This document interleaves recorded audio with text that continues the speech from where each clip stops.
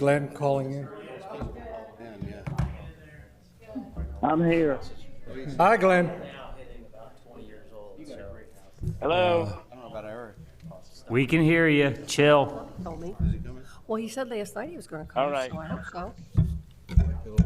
We got Glenn. The only thing we don't have is Buxton.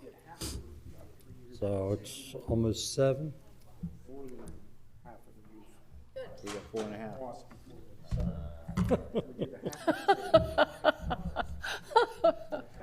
That's a quorum. It's nice to have 7, though. It would be, yeah. Yeah.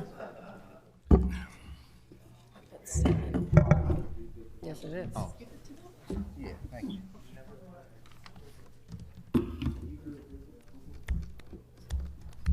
Copy, signed copy. Engagement. Thank you. Appreciate that. Oh, great, thank you. Sorry for the waiting till almost the very last minute. Right.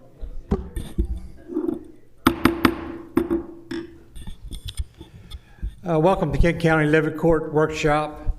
This is a workshop in reference to the American Rescue Plan Act of 2021. We're at the Kent County Administrative Complex at 555 Bay Road, Dover. It's Wednesday, March 9th, 2022.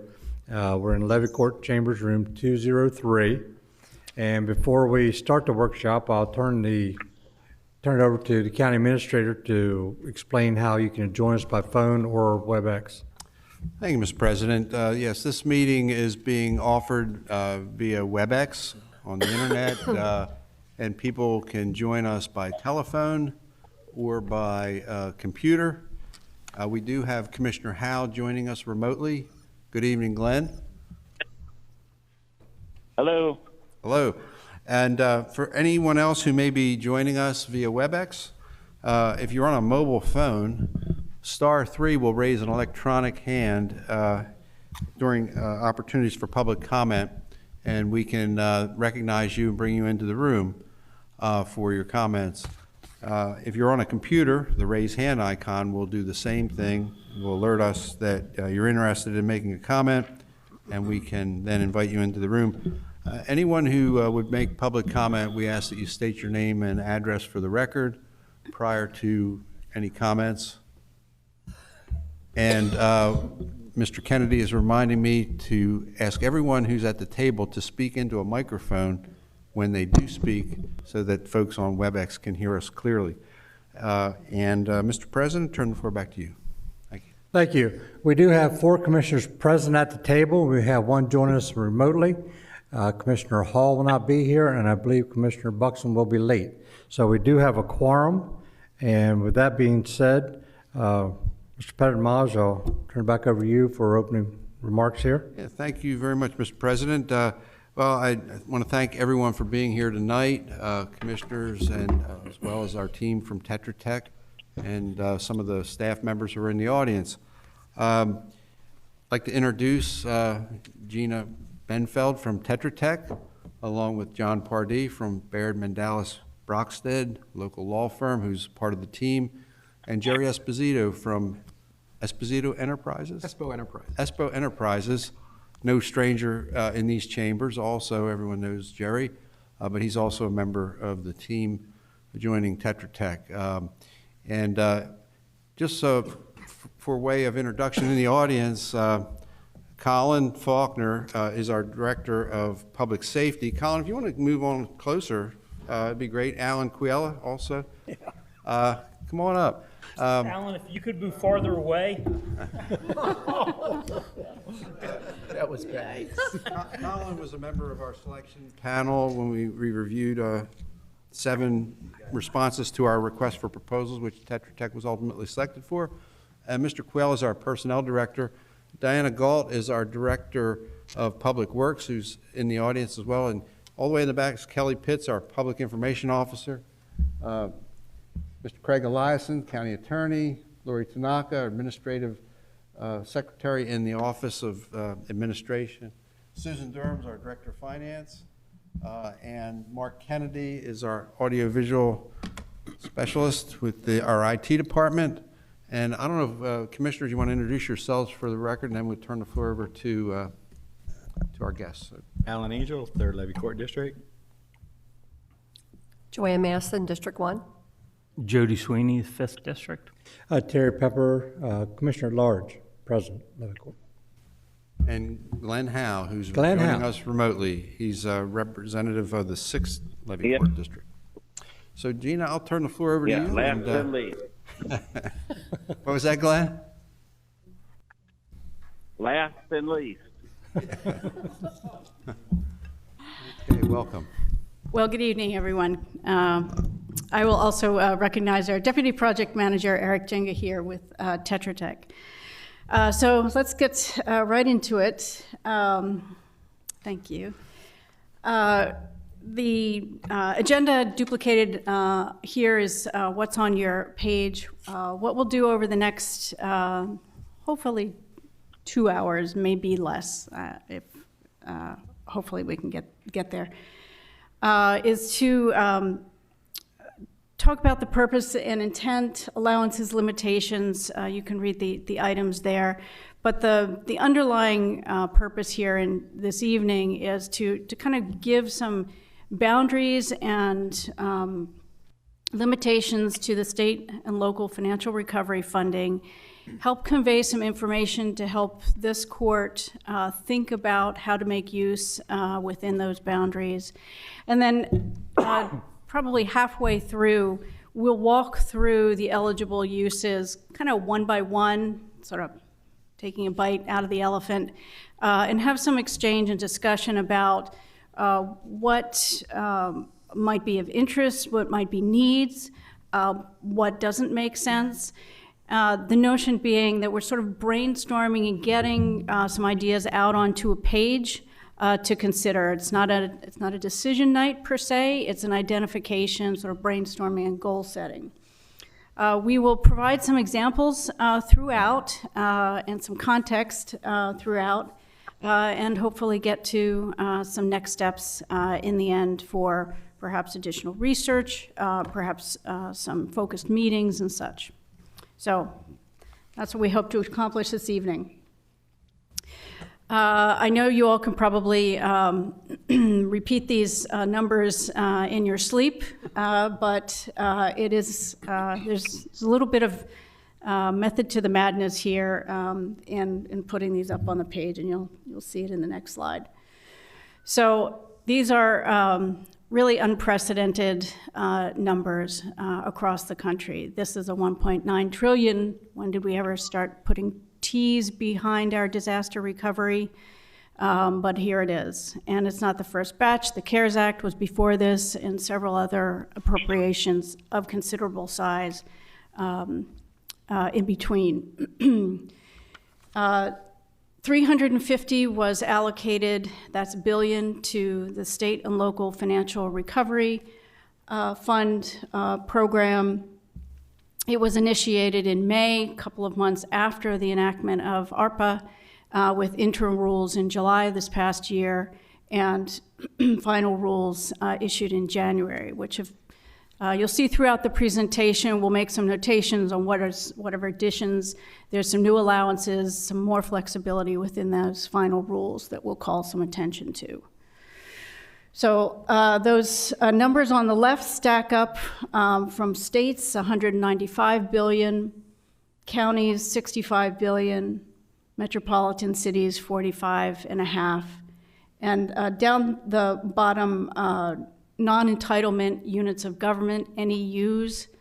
Every state receives a second bucket, has received a second bucket of funds for small communities of 50,000 population or less.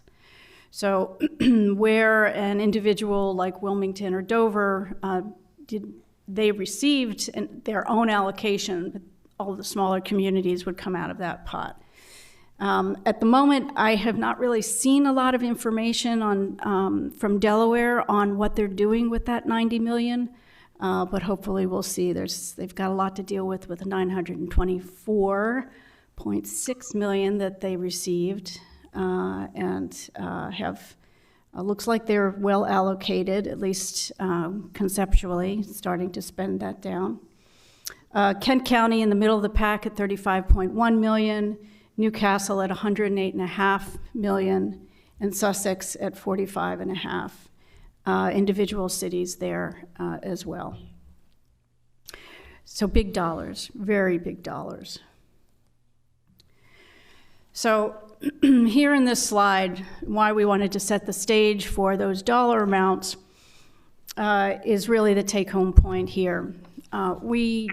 Everybody knows, again, can kind of almost repeat in their sleep, the purpose of the SLFRF funding is to respond to the negative impacts of the COVID-19 pandemic.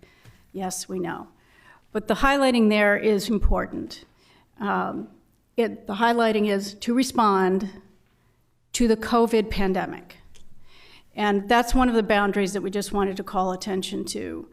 A lot of times, when we see this in our clients as well, where big dollars, big requests come, big requests that perhaps might not be topical, might not be responding to the pandemic. So a boundary there. For the most part, the funding needs to respond to the pandemic. There are a couple of exceptions that are sort of presumptively responding, and that's water infrastructure. You have some impacted industries like the tourism industry, which are presumed. There needs to be no justification. But for the most part, the rest needs to have a tie. Secondly, also broad context. These funds, good evening. These funds are part of a long tradition of disaster recovery funding. So the county is well experienced. Susan's team works extensively with federal dollars. These are federal dollars in a special category. Disaster recovery funds are your hurricanes, your tornadoes, your wildfires, your floods, your winter storms. They typically have a localized aspect to it. It doesn't feel localized to the people who are affected, but they are localized. Here in a pandemic, it is nationwide. In fact, it's worldwide, but for the purposes of the funding, it's nationwide. Secondly, disaster recovery funding, typically when in these localized earthquakes and wildfires and such, are in the millions to billions. And here under ARPA and beforehand, they're in the trillions. Disasters also have certain characteristics. These may be obvious, but there's a take-home point, so bear with me. Large amounts of funding, clearly I'm stating that, and emergency conditions, where people, public leaders, anyone who is responding or who is a victim of or experiencing the disaster, it's emergency conditions. The need and desire and essential requirement to respond quickly is there in all kinds of ways. But what that can also bring out is, whether inadvertent or perhaps not the best charactered people, come out around these big dollars. So what that leads to, all of those conditions lead to a special kind of scrutiny by the federal government. So understand that this is very special funding. What its best defense is documentation, policies and procedures, conflicts of interest, and ensuring proper stewardship. These are all, in fact, we'll talk a little bit more about them in detail, not too much detail, folks, But we'll talk a little bit more in detail about those requirements. These are actually incumbent upon recipients of these dollars. So there's this great need and desire to respond. And that response needs to come with a stewardship of those funds. These are taxpayer dollars. I pay for them, you pay for them, everybody in the county and across the nation pays for these dollars. So there is that level of scrutiny. And I'd like to kind of among the team give a couple of comments about, Eric, if you want to talk a little bit about experience in relation to kind of what happens and how challenging it can be when this doesn't occur. Sure.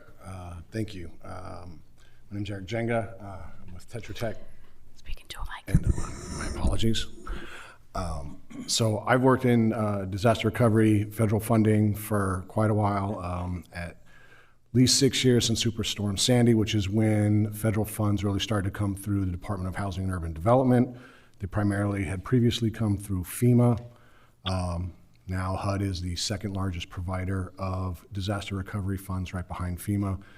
And I've been working on disaster recovery projects with federal funding all over the country, literally from Hawaii to New York.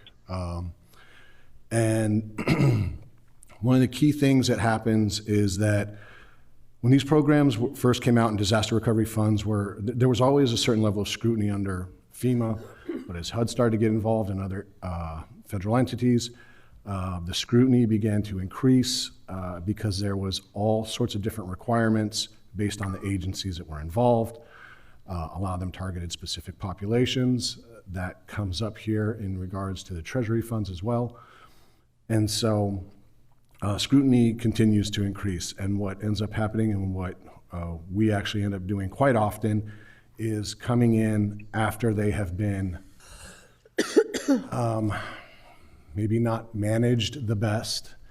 And we often have to come in and try to resolve that and to avoid recapture of funds. The level of documentation, whenever there's a federal program and there is some ambiguity in the guidelines, we always will fall back on what systems have worked in the past under FEMA, HUD, or what other federal agencies. So I cannot emphasize enough that the recapture is real. I've seen it happen. It is not pleasant. It is horrible for public relations. It will make the news. And so we just do, our very best to make sure that that doesn't happen, and that all the documentation is in place, and there are specific federal requirements that need to be recognized, and that's what we're going to try to make sure happens. So. Yep. So if I can follow up on that point. It's a lot of money, right? And as Eric was explaining, with the magnitude of the funds that we're talking about, the magnitude of the scrutiny will follow. You can imagine a bureaucracy that hands out money, hires a lot of people to make sure that that money is spent the way it's supposed to be spent. So Eric mentioned recapture. That is the bad word here, that we are charged with making sure it does not happen to Kent County. So recapture means that you would have to give the money back if it wasn't properly documented or if it was for an improper purpose. So one of the few things that I can add to the team here is trying to help ensure that we do this the right way. So I can appreciate the sense of urgency. You've got this pot of money, you've got a lot of worthy causes and people who want to see it distributed as quickly as possible. And the temptation is to say, absolutely sure, we'll get you the funds, you're a deserving cause. And I appreciate that. But it's absolutely imperative that the documentation be thorough and that the purposes be observed under the guidelines that have been issued. Because if you don't do it the right way the first time, it's going to be a lot more expensive and time-consuming to fix it the second time.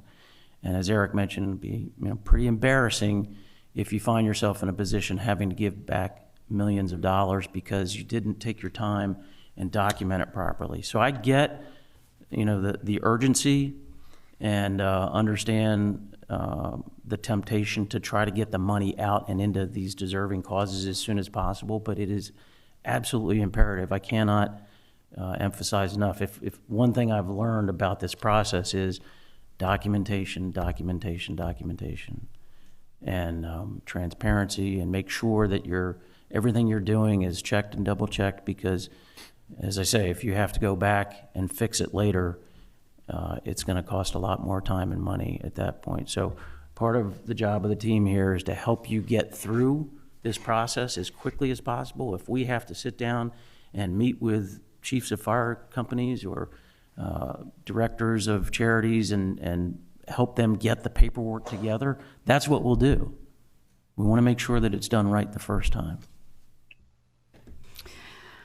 Okay, so very, very good words. It's not only about the county, it's as you're speaking with members of your community, the organizations that might approach you, we're here to help through that, very much to John's point. And what we find in many cases, having a strong technical assistance, meeting with applicants or meeting with presidents of organizations, helping to communicate about what's needed and what's required. And we know it's a pain.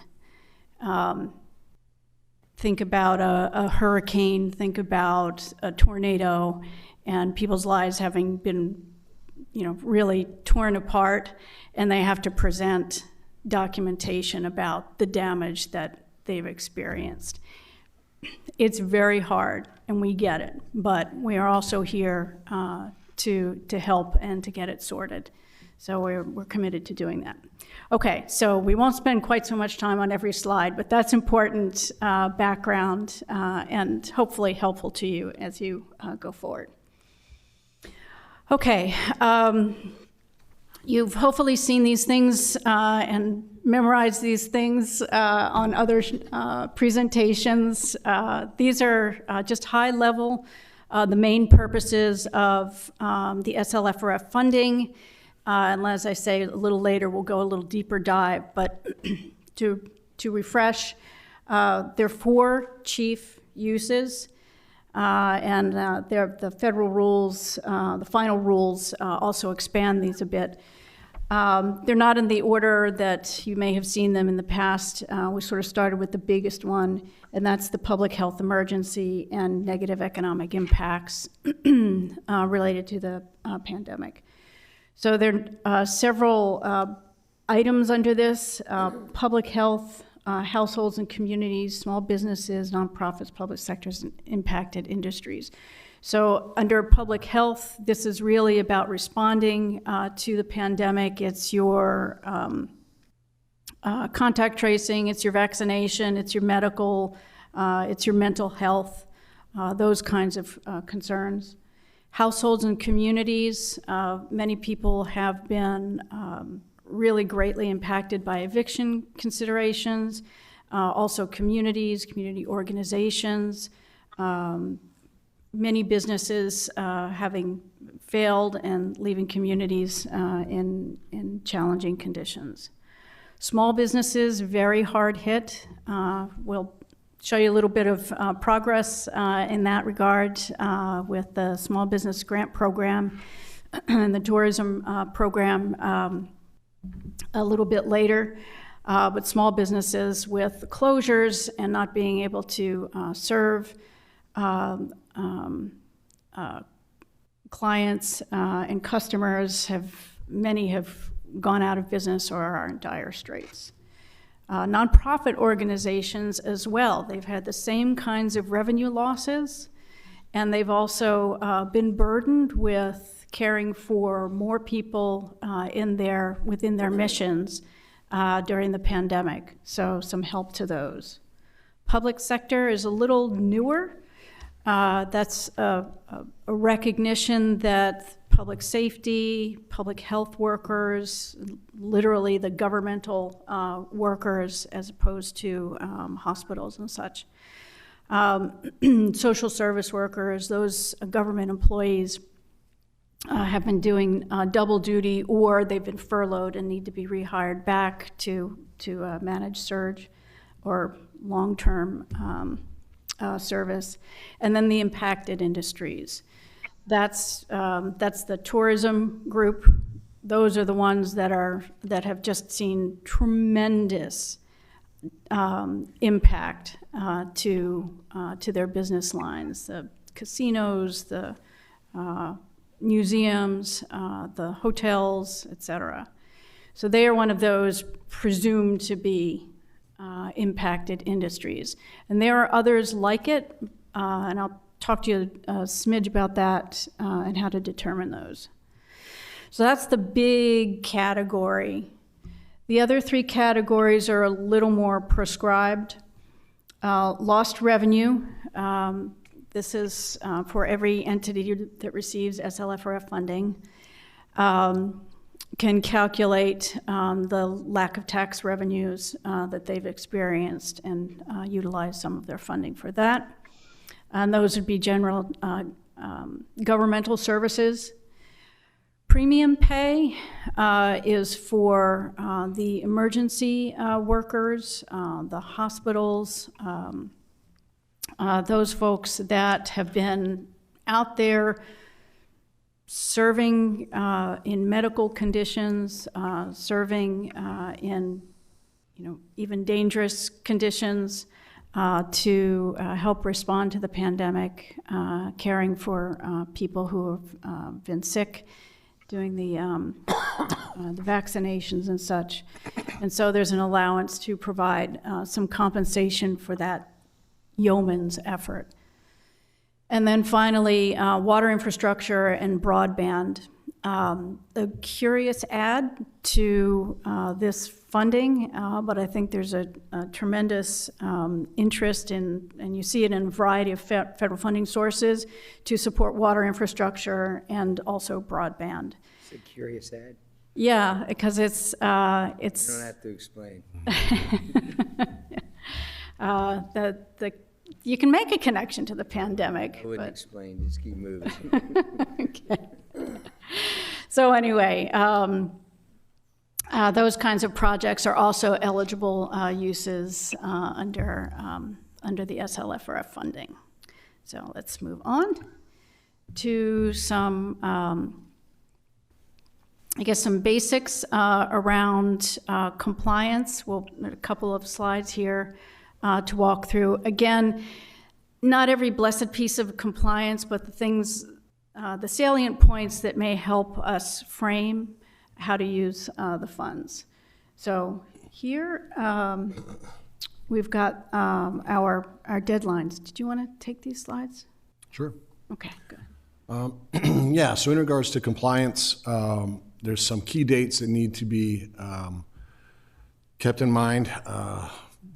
Probably the big one there is going to be when you need to actually expend the funds by. So your obligation of funds needs to occur by December 31st of 2024, but they actually don't need to be fully expended until December 31st of 2026. So there certainly is time, though we understand that urgency, there is a fair amount of urgency in regards to the need for folks.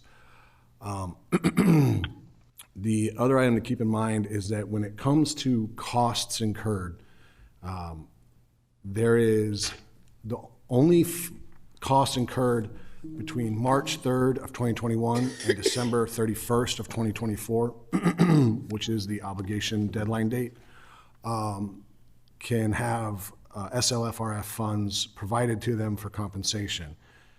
Keep in mind, though, that that is for costs incurred. That does not necessarily apply to things such as revenue loss. There are different dates associated with that go back to January 27th of 2020. So the revenue loss is a little bit different than the costs incurred. So just something to keep in mind, just because there may be some discussion in regards to some of the revenue loss and some of the programs we're considering, and they do involve dates that occur before March 3rd. Yes. So is that the expended by December 31st, 2026, is that expended by this organization or by the recipient organization? whoever is in, it would be expended by the grantee. Essentially, everything goes to the grantee. Okay. So that's who the responsible entity is. Even if you have a subrecipient, the grantee will still be held responsible that that subrecipient expends those funds within that time. So that's going to always be the case. There are really no protections for the grantee, even if you have a subrecipient involved.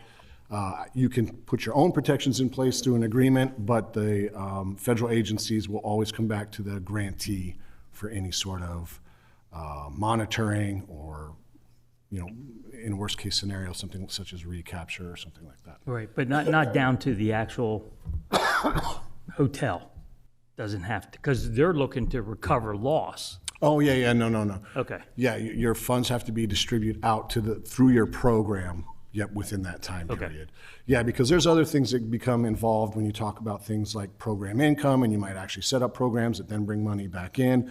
Those funds have a whole different set of criteria. So, yeah, it's through your program that they get expended out. Okay, so not to be obtuse here, but talking about that cost incurred by March 3rd, 2021, or starting March 3rd, 2021, it's really about capital projects. So if it's hard to get a capital project from start to finish in 2 years, maybe 3 or 4, if it's a substantial project. So in many cases, they're already kind of started. They've got a connection to the pandemic. The funding that could be available to those, if that project is already in process, would have to be after that March 3rd, 2021 date. So, there are some capital projects that I think have made inquiries to the county, and that would be a consideration in being able to fund those full requests. Okay, I think you have the next few slides. So whenever you're working with federal programs and federal funds, there is what's called 2 CFR 200, and that requires, there are specific regulations that apply to federal funds in regards to a variety of items, things such as procurement, record keeping, things of that nature. One of the requirements is that, without getting into all the technical components of it and the subsections and so on, is That's the next slide. you do need to develop written policies and procedures, especially when it comes to things such as financial management, the details of your program, your eligibility criteria. So you kind of have your administrative policies and procedures which need to be put in place, how you're going to prevent fraud, waste, and abuse, your internal financial systems, your internal monitoring. And then you have programmatic, which is essentially how your programs are structured, what's your eligibility criteria, your timelines, the funding amounts. So there's kind of these two large areas in which policies and procedures need to be developed around. You can kind of see here, these are the ones that are typically the most common and looked at is your regulatory compliance, project program details, fraud, waste, and abuse, internal monitoring, and record retention. The record retention one is, with things, technology being what it is, it used to be very easy. You keep your paper files and stick them in a cabinet and the door locks, and that's your security. Things aren't quite that simple, so you do have to have good securities in place. You have to describe those, especially if it comes to things such as personally identifiable information, anything along those lines. So that needs to be specifically written out and kept. These documents are living documents. Agencies understand these will change. Your program may change. Agencies may come out with new criteria. Things change all the time. So these documents, it is very common that they change. You usually want to make sure that you're recording those changes over time, though. And So just something to keep in mind that once they're written, that's usually not the end of it. There's ongoing work that will go on until the very end when these are finally closed out. Similarly, written standards of conduct have to be put in place. It is not merely that you have something such as language in regards to conflict of interest. You can't just say you can't do X. There has to be language in place as to what will be done if that happens. How is it going to be handled? Does it involve training, so on? So it goes beyond just you can't do this or that. You do have to have additional language there to show that it will not happen again and how it'll be managed. Similarly, if you have any funds that go to a subrecipient, they have to develop their own set of policies and procedures. They can do that in coordination with the grantee, for sure. That's fairly common, but they do have to have their own set of policies and procedures. That also has to include things such as how funds are going to go from the grantee to the subrecipient, any sort of monitoring that may occur on behalf of the grantee, and then if any federal agencies are going to come out to do any monitoring or auditing, what the processes are going to be in regards to coordination, cooperation between the subrecipient and the grantee. So again, just there's a lot to it there, but all those things do need to be documented so that when that time comes, it's being done consistently and efficiently. What you don't want is a monitoring is going to happen and nobody knows where anything is. I've seen it happen. And just having a clear set of policies and procedures, it goes a long way to helping make it through monitorings, for sure. So some of the things you might want to do with the funding could be providing a bucket to another organization to administer. And so the things that we're talking about here would be incumbent on them to do, and we would support. Usually what we do is we provide training. There's a subrecipient agreement. We provide training around that and provide some guidance on setting up their files, their documents. Yeah, it's not fun. Excuse me.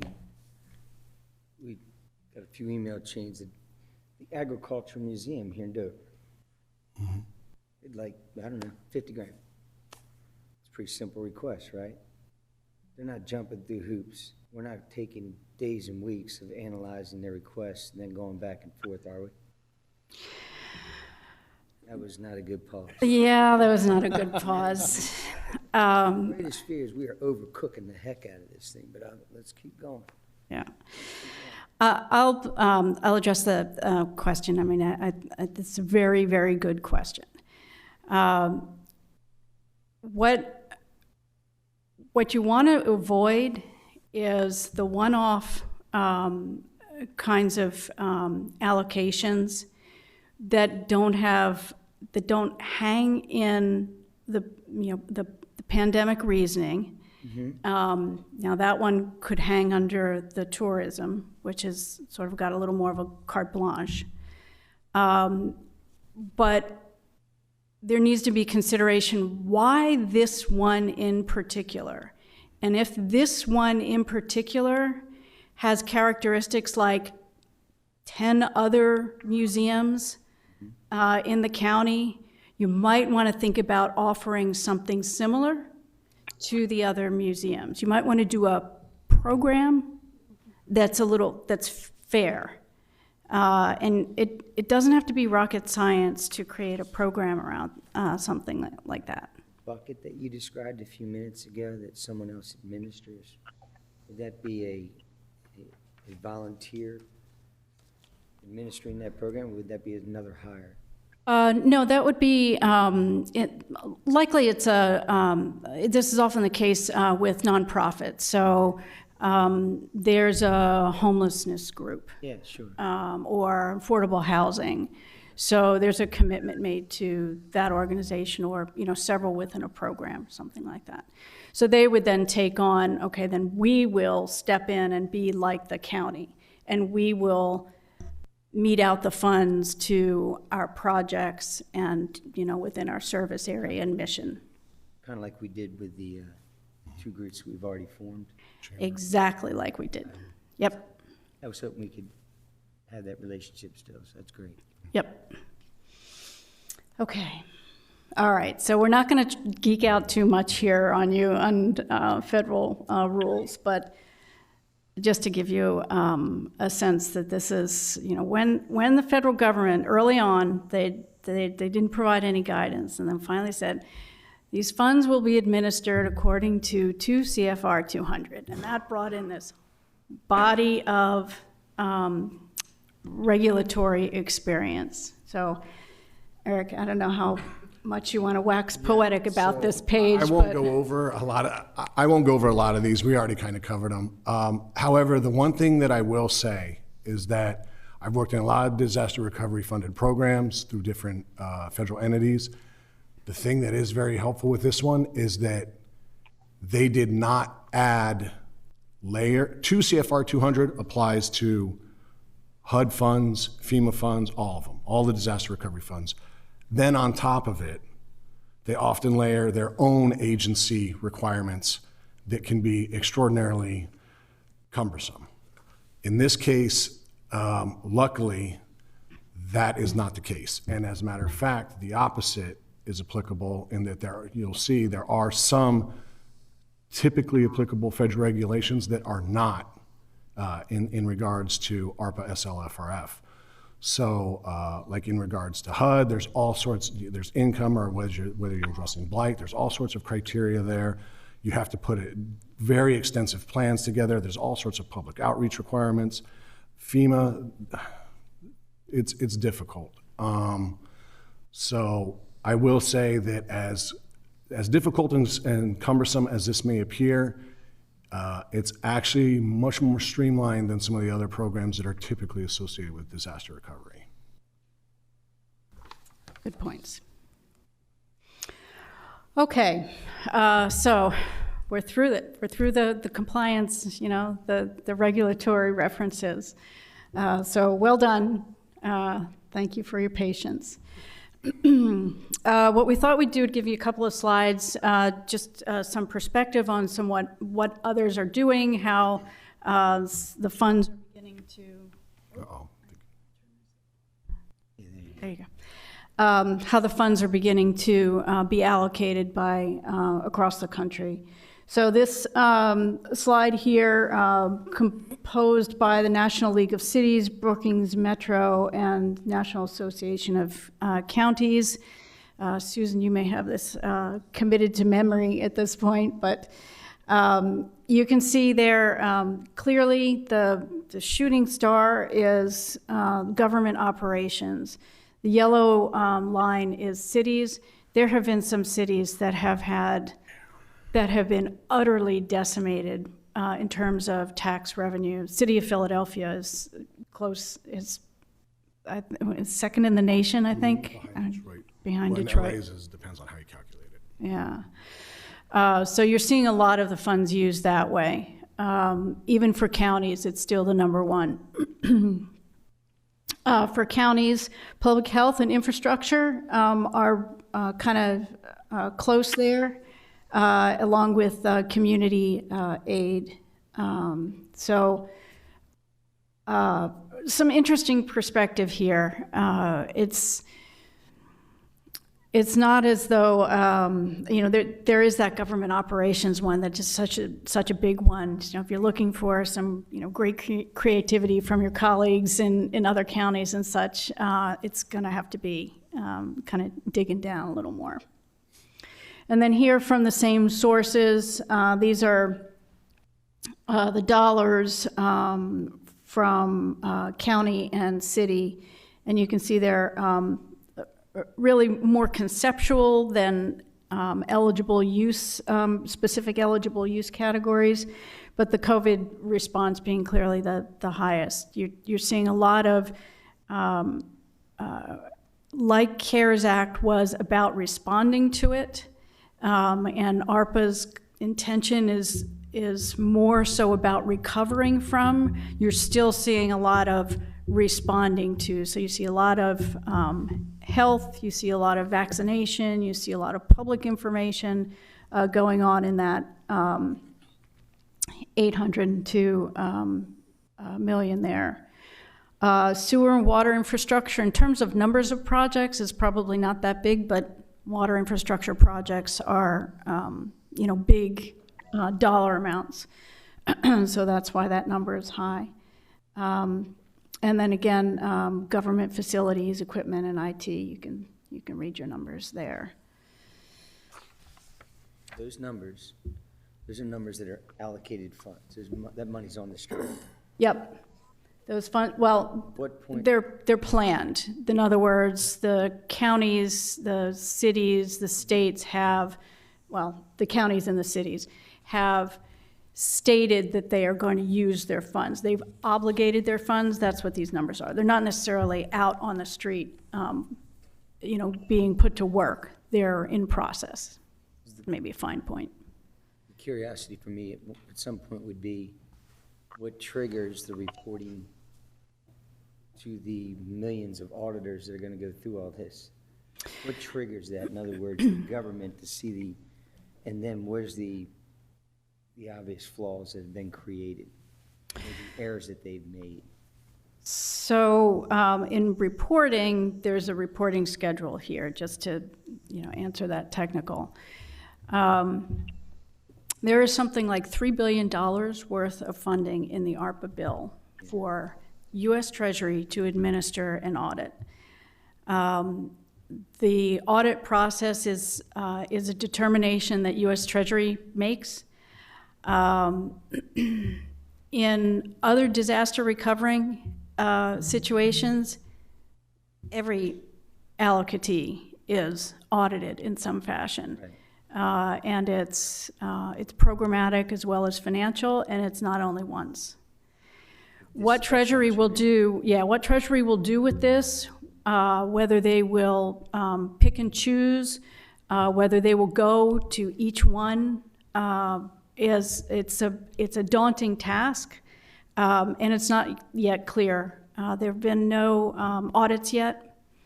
Honestly, I think the federal government is as overwhelmed as many states and counties are with the amount of funds that they've had to deal with. So there haven't been any audits yet, and there haven't been any decisions yet on who's going to get. Likely candidates are states. Likely candidates are large metropolitan areas, probably larger counties.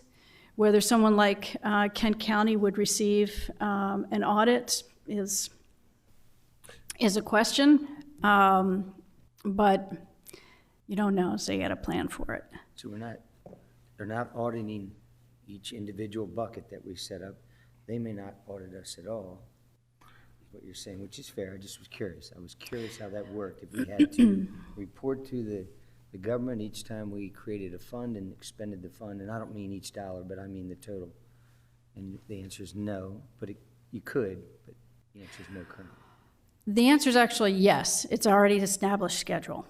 Every time, so the $5 million that was committed between the small business grant and the hospitality grant back in November, that's something that ended up in the report that was due, first full report. There was one in August and then one recently. So every time you take a formal action to obligate funds, that goes in the next report.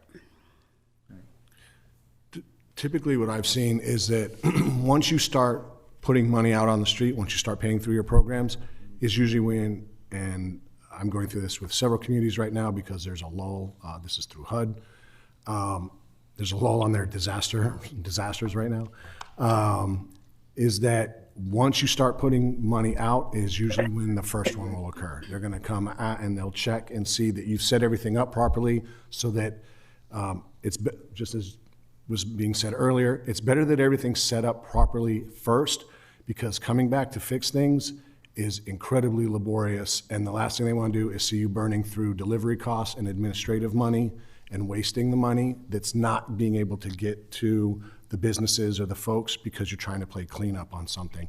That's usually what triggers the first one. If there's going to be a second one, usually will come towards the end when you're getting close to your closeout. If something happens where you are raising flags, you may have another monitoring somewhere in between or an audit. But Usually what I've seen is it's 2, unless you're a very, very large entity, like, large cities and stuff, they're under a lot more scrutiny, but that's typically how I've seen it go. Does CFR 200 identify a time frame as to when this is over? The possibility of an audit, like your personal taxes, 7 years? So usually, because you don't have to maintain your records for 5 years, is any audits would only happen up to that 5-year time period after so it'd be 5 years after 2026. So that's another reason there will likely be backlog. So another reason for good documentation and really well-organized files is 3 years from now, if someone decides to come in and do an audit. We're going to throw everything in the basement. Yeah.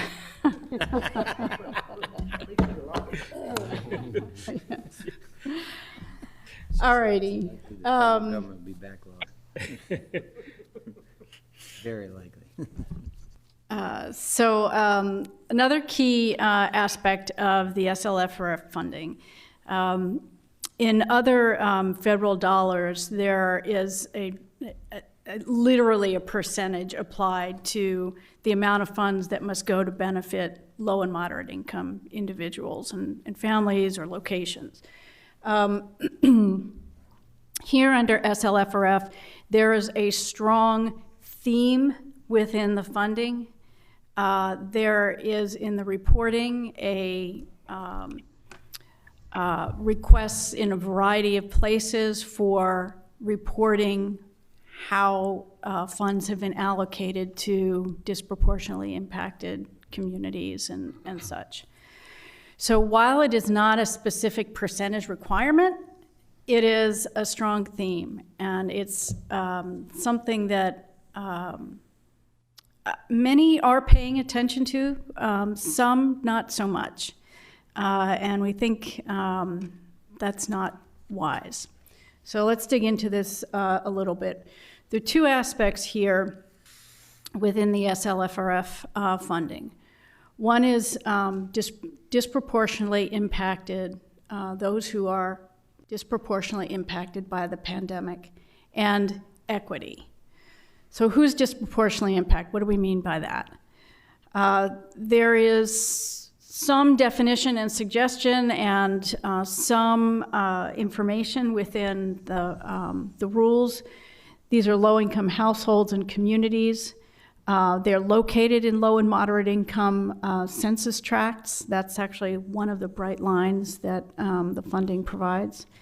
They're in places of unemployment, benefiting people that are on federal program such as Medicaid, underserved communities and such. And then in the way of equity, there's a variety of references throughout all of the SLFRF program documents about equitable distribution. So just the fine point here, what they're on about is not equal, it's equitable. Equal is available to everyone. Equitable means taking an extra step to address the needs of people who are disproportionately impacted by pandemic, who are vulnerable, who are income challenged. And it's things like prioritization, it's things like targeting, it's things like receiving funds first. So I think, our next slide, if I can recall correctly, we lay out a little bit from the major components of the programs where equity will, the rubber will hit the road, where it applies. And the revenue loss, it's an obvious, that doesn't make sense there. Premium pay, it is advised. And we say advised because it's not a bright line, you must. It is referenced in premium pay. And what that's about is the workers who are on the front line that may not be the highest salary folks. And then in the responding to the negative economic impacts of the pandemic, those are the uses that I laid out at the start. So public health, that's your hospitals and medical services, mental health services. So that's available everyone, not necessarily a priority, although there are some notable exceptions there. Households, it's advised there. In small businesses, where businesses are serving low-income communities, distressed communities, that's kind of where that works. Nonprofits also serving those populations. And then in the public sector and impacted industries doesn't make sense. And of course, water infrastructure and broadband, although your water infrastructure project does. Mm-hmm. So good job. Okay. All righty. What we did here, this is just a little drill down that we thought you'd like to see, some early results. This in relation to the small business program, the grant program, and the hospitality grant program. These are where the first 20 approvals land. So the purple are low and moderate income block groups. Those are smaller areas of populations. Low and moderate income census tracts are the yellow. They're the bigger swaths. They're composed of block groups. And the orange is kind of where they overlay, where they're combined. So I don't know if I have a pointer on this, but it's a little asterisk at the top of the circle. Yeah, I won't get you. So there are our dots. The hospitality is in green. The small business is in red. And as expected, as the Chamber and Tourism told us, that we're really pretty concentrated here in Dover in these areas. So is that the checks that have already gone out, or the 119 applications we already received? No. Just the ones that have been paid. Just the checks, okay. Yep, that's the first batch of 20. With the lower half of the county here, these are hard to see. There are a few. There's one in the Harrington area right there, it's a hotel, and two in the Milford low and moderate income census tract. Yep. So those are tracking well. Okay, Eric, this is you again. Yep. So we also took into consideration areas that were most impacted. That's something else that has come up. Those areas that had some of the most significant impact, or populations that were most significantly impacted.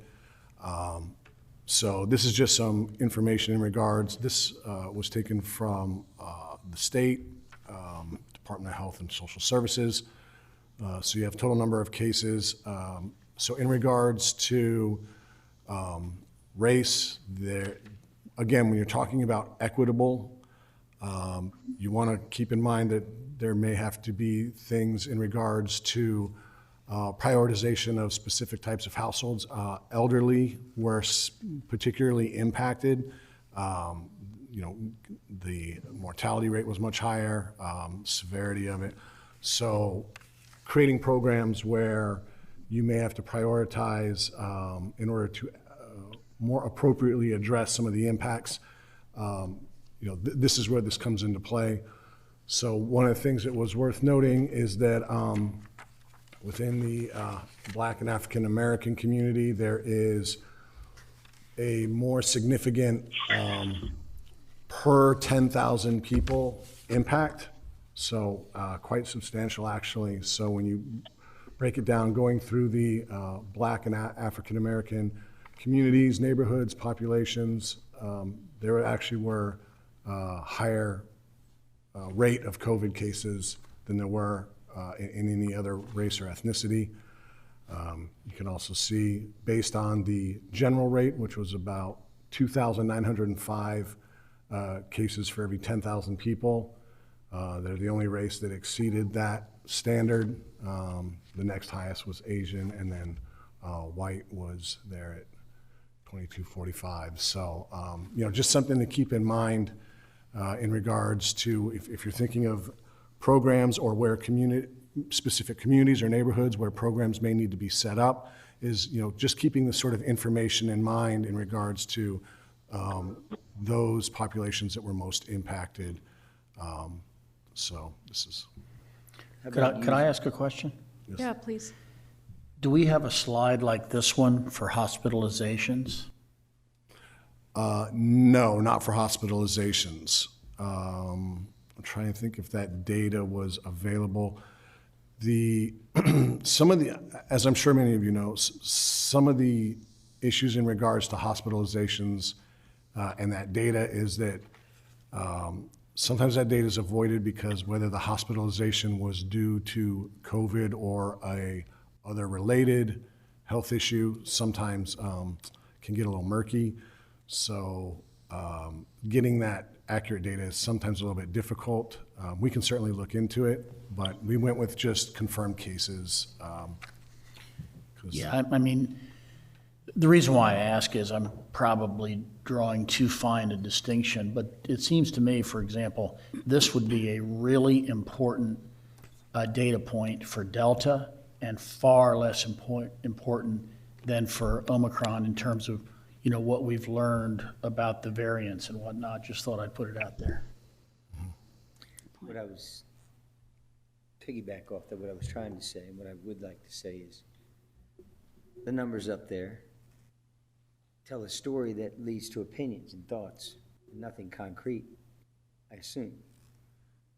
So what is the story? What is the science behind the numbers? What are the factual data? And I don't mean hypotheticals. I mean using some of the money to hire a consultant in a small county like Kent County to study those numbers and find out why it's like that, and then attack that problem. Go after that problem. Down the road, maybe not with this funding, but for the next one. Just throwing money out there and hoping that it sticks and fills a problem, I don't think is a wise use of funds. What's the problem with that? What's the number? Why is it that way? And I don't mean, again, everybody voice your thoughts. I mean, let's go out there and find out why. Yeah, and so there's, so I do a lot of work with fair and affordable housing, and what you'll typically see is that it's not uncommon that if you have, so this is where the disproportionately impacted comes into play, is if you have specific populations that maybe are not as high income earning, they probably have service industry jobs, they work in retail, they work in the restaurants, hotels, things that they were the ones that were significantly impacted because those were the businesses that were the most impacted. A lot of us could still work remotely. What ends up happening is a lot of folks that earn lower incomes often, very commonly, especially if they need to, if they're living in something like a public housing or in a housing authority owned property, they're just much closer together.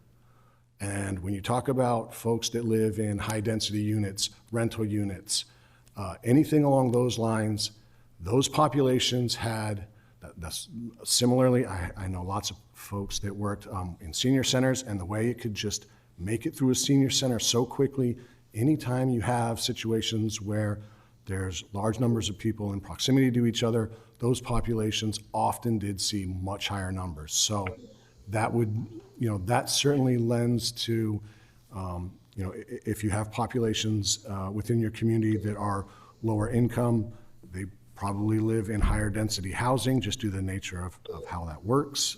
They probably live in rental properties. And so it's not uncommon that that was being seen.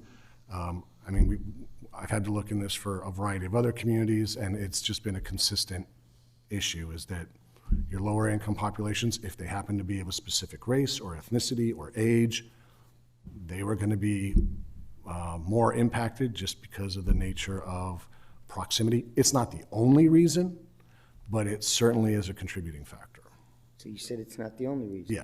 So maybe we cannot address 5 people in a 3-household. But what are the other reasons? And maybe we can address those, which is why maybe it might be useful to still look at it. The Latino community, how come they're not represented up there? I could certainly put them up there. They were approximately in the same, they were around the 2,200 range. I was just trying to highlight those that were the most impacted. Okay, I was just curious if they were up there. Sure. So before we leave that, Yeah. first off, can you share this presentation digitally? Yeah. Second of all, who is assessing this on the applicants who are submitted? Are we going to get, does the county get a grading of, this applicant meets these different buckets and or higher rating for, to have an approval to receive funds as opposed to, a lower rating because it's a white business that's run out of a very affluent community? So it depends on how you're going to set things up. There is reporting that's required where they are going to ask some specific questions in regards to who the beneficiaries are of your programs. So there may be questions in your reporting that's going to ask that very question. That's set by Treasury. They have their reporting already in place. So that's after the fact, though. Right. So before the fact, that's dependent on how you want to set it up. You can set programs up that are designed to have prioritization for certain populations and so on.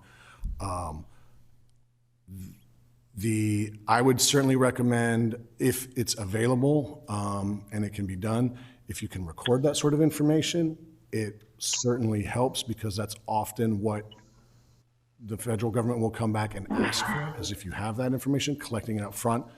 A million times easier than trying to collect it after the fact, obviously. So if you design the program that way from the beginning, if you want to have a prioritization, it's advised, again, under these equity components, but they were very soft on the language in regards to requirement. Tetra Tech is here to tell us tonight that this is what the county should be doing, but Tetra Tech will not be doing that work for us. No, we'll do that for you. Yeah, sure. No, so I do do that this for all you. the time. I run several housing programs, and you have to come in and you record race, female head of household, household income. You have a prioritization list that gets into place. You got to call people by priority. I mean, we do it all the time. We hire case managers to manage all of that. It's an undertaking, but I found that if you're very transparent about it up front, explain to the public what the purpose of it is, it's usually pretty smooth sailing. As long as you're being transparent and explain to the public why it's happening, what the purpose is. A lot of times, it's not necessarily something that you're setting up. It's a criteria that's being put upon you under other regulations, so. Are the subrecipients of the 2 project programs that we have right now currently collecting this information? We just showed it on the map. Okay. So what we're doing with sort of a little backwards, because there was such immediacy around those programs that they were started. What we would typically do is fast forward to when the buckets are determined and the programs that utilize the full 35 million are established. So there may be a program with a prioritization for the low moderate income areas or certain household incomes, something of that nature. So then we would set up the program under that set of priorities with all of the mechanics and collect all of the information and administer that for you. If you wanted to do that through another entity, like one of these subrecipients that we're talking about, it's a nonprofit that you want to provide funding to because it's in their mission, then we would support that organization in understanding what the requirements are to administer, making sure they're good with the the compliance and help them where it's needed to set up those criteria and the information. So to help them set up their program. So we would absolutely be there to do those things. Okay, so there's some very interesting set of slides with maps. Yeah, so this is just some information. This is just so as you look forward and you're trying to, potentially consider additional projects moving forward. This just shows you the COVID cases over time. Unfortunately, the data kind of cut off, so you can see where it started here at 325/2020, and then kind of how it started to grow. Came up from the south along these corridors. That's pretty common with how something like a pandemic or these viruses typically travel along these corridors. Go ahead and go to the next slide. And then you can see it really started to take off. Again, it follows the corridors. Sometimes when you see these flare-ups out in these more rural areas, depending on the time period of a pandemic, that can be because of maybe that's where a school or a church or a daycare or something like that is located. There was an explosion through there that then then filtered out into the rest of the more rural community. So this kind of gives you an idea of the areas that you might want to look to. Are there additional services there? Are there additional COVID service, vaccination services? Maybe these are areas where businesses were particularly impacted. This kind of gives you a visual as to, what this looked like, especially early on. Unfortunately, the state information then transitioned to, rather than total cases, it was based on cases on a 7-day average, which you can go ahead, I believe we still have those. Yeah, so these are actually based on 7-day averages as time went on and got more recent. So, but you can see the cases in the winter. It's also very interesting because if you look at it just as a interesting aside, in the summer months, it dwindles way off, and then in the winter and fall, it exploded back up. So it's kind of neat to see that just as a point of interest. But yeah, but you can see it, once it got to December, it was pretty substantially spread. But yeah, again, this is just to help you when we're looking at what maybe other services or programs can be set up, just keeping this in mind of those areas that were most impacted. Okay. Yeah. Still Eric, and right, so, this is our last volley of social vulnerability and equity and such. Yeah, so when it comes to disaster recovery, there's something called the SOVI, or the Social Vulnerability Index. The CDC uses it. It was developed through their Agency for Toxic Substances and Disease Registry. It was actually also developed in coordination with University of South Carolina. So the SOVI index takes certain characteristics into account. A lot of those characteristics are the same ones that apply to disproportionately impacted communities and equity. So there was some SOVI information that was available. So that was something that, again, we did not want to do a deep dive into this at this point, but it does provide some interesting information in regards to potentially the populations you may want to look to focus on, because they do have high social vulnerability. So there's a definition up there of what social vulnerability is. I won't necessarily go through all that, and it is 15 different U.S. Census factors. Whether there needs to be more or different ones is debatable, but needless to say, that's how SOVI works right now. And if you go to the next slide. Well, actually, to give folks just a little understanding of those 15, so the index it's an amalgamation of those 15 different census points. And it's a good index because it takes all of that in, and it gives you kind of like one score. It gives you one way to look at at multiple factors.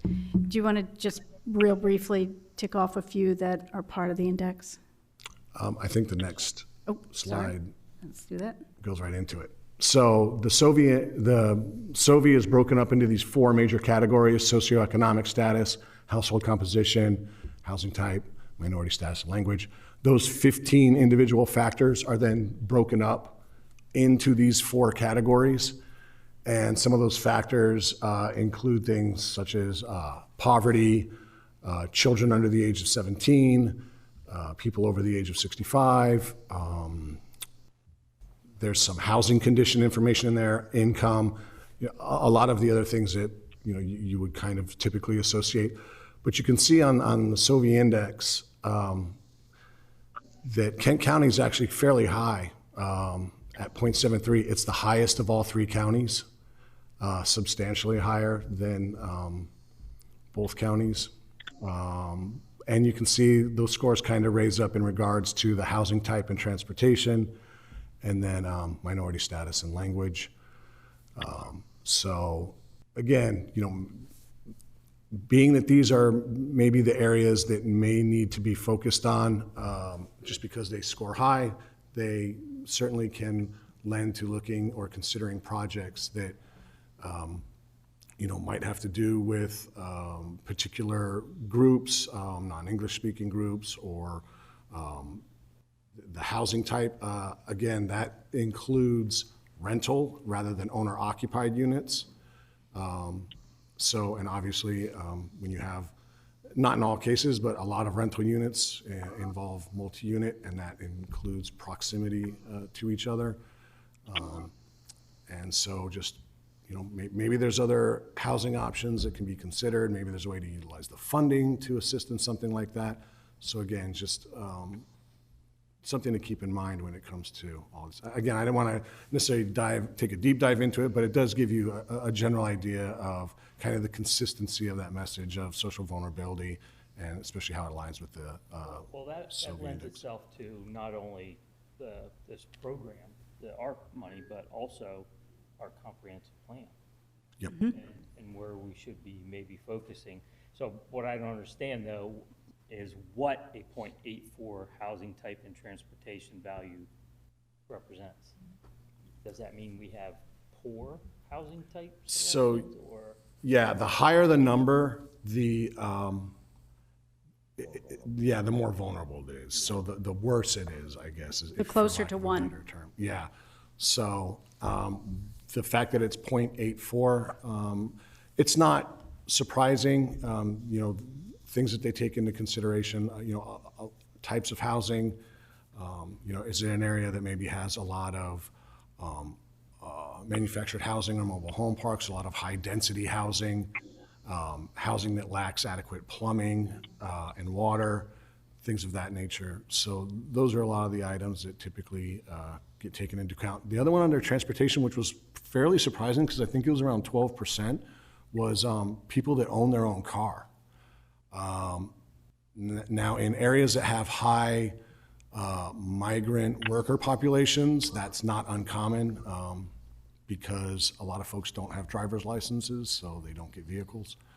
But that was just something I thought was unusual. That's fairly high at like 12.5% of folks. Or if you have a lot of seniors, that's the other situation that occurs. Or Amish. If they're recorded within the... This isn't necessarily a comparison to other counties, but it's Just us. This is where we Yep, rank. just, yeah, a snapshot, because I wanted it to really be it's about the county, right? What you need, not what you need in comparison to other folks. What you need is unique to you, and so I didn't, outside of just making the interesting note that you do have the higher number, beyond that, that's really all that needed to be.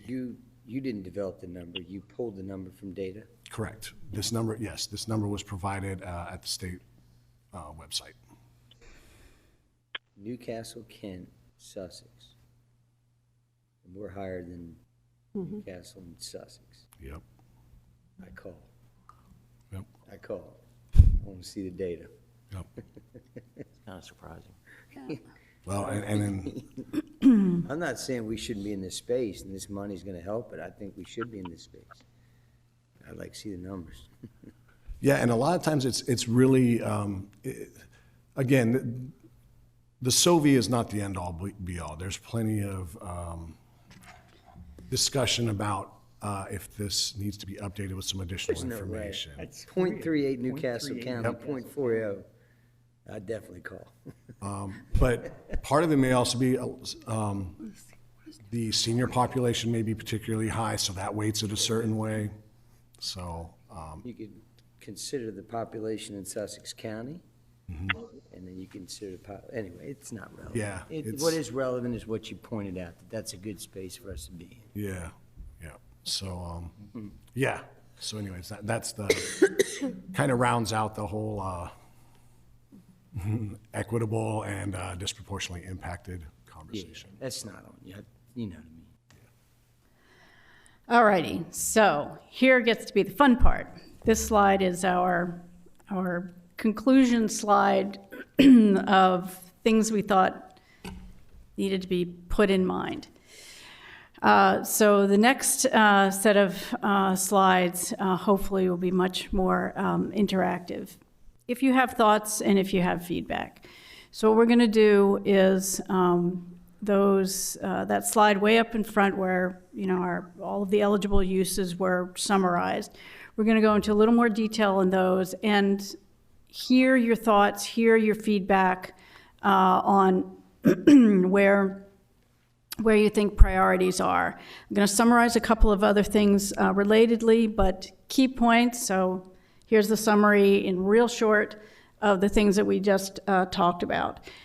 Connection, important point here, connection of the program for the most part to the pandemic. Exception of the impacted like tourism industry and the water and broadband infrastructure. The certain focus on disproportionately impacted and equity, we've talked a lot about that. And of course, the requirements in administering, in documenting, and making sure that programs are well-formed. Okay, so little summary here of the 35 so far. The Small Business and Tourism Grants program, $5 million commitment, and funds are beginning to flow. The Waterside Sewer Project, $1.27 million commitment, that's obligated, you've all passed that, leaving 28.8 still available. Sort of top of the line is the volunteer fire and ambulance. You haven't committed anything yet towards those, but those are, pardon the pun, burning. So those will likely bubble up for your action soon. We've got some, we've been doing some work on trying to structure a program, around all of the 18 and 1 ambulance services. So that should be forthcoming. And there, what we said is true. Strong technical assistance, strong feedback. I think when I was here first with you, I said that strong strong practice is if you're going to create a program, meet with the people who are going to benefit from the program first before you launch it. You may be setting up some challenges that may be difficult for them to overcome that we're unwitting. And you may also get some buy-in. You may get some great feedback. And similarly here with the fire service, volunteer fire services and the ambulance service, great effort was put towards soliciting information about the pain, the expenses, and the lost revenue. So we put some structure around that. There's gonna be some documentation, you know it, but we'll help them through that. And next step will likely, once a commitment is made, an obligation, perhaps even before, we'll meet and talk about the best way to support the fire stations. Okay, so enough commercial on that. County services, there have been some inquiries, nonprofits, not inquiries on the county services. You acted recently to take the $10 million one-time revenue loss instead of calculating it each year. So those go towards government services, and they have some greater flexibility than the regular SLFRF funding.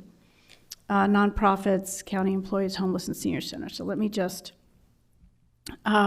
detail out these items. So there's our volunteer again.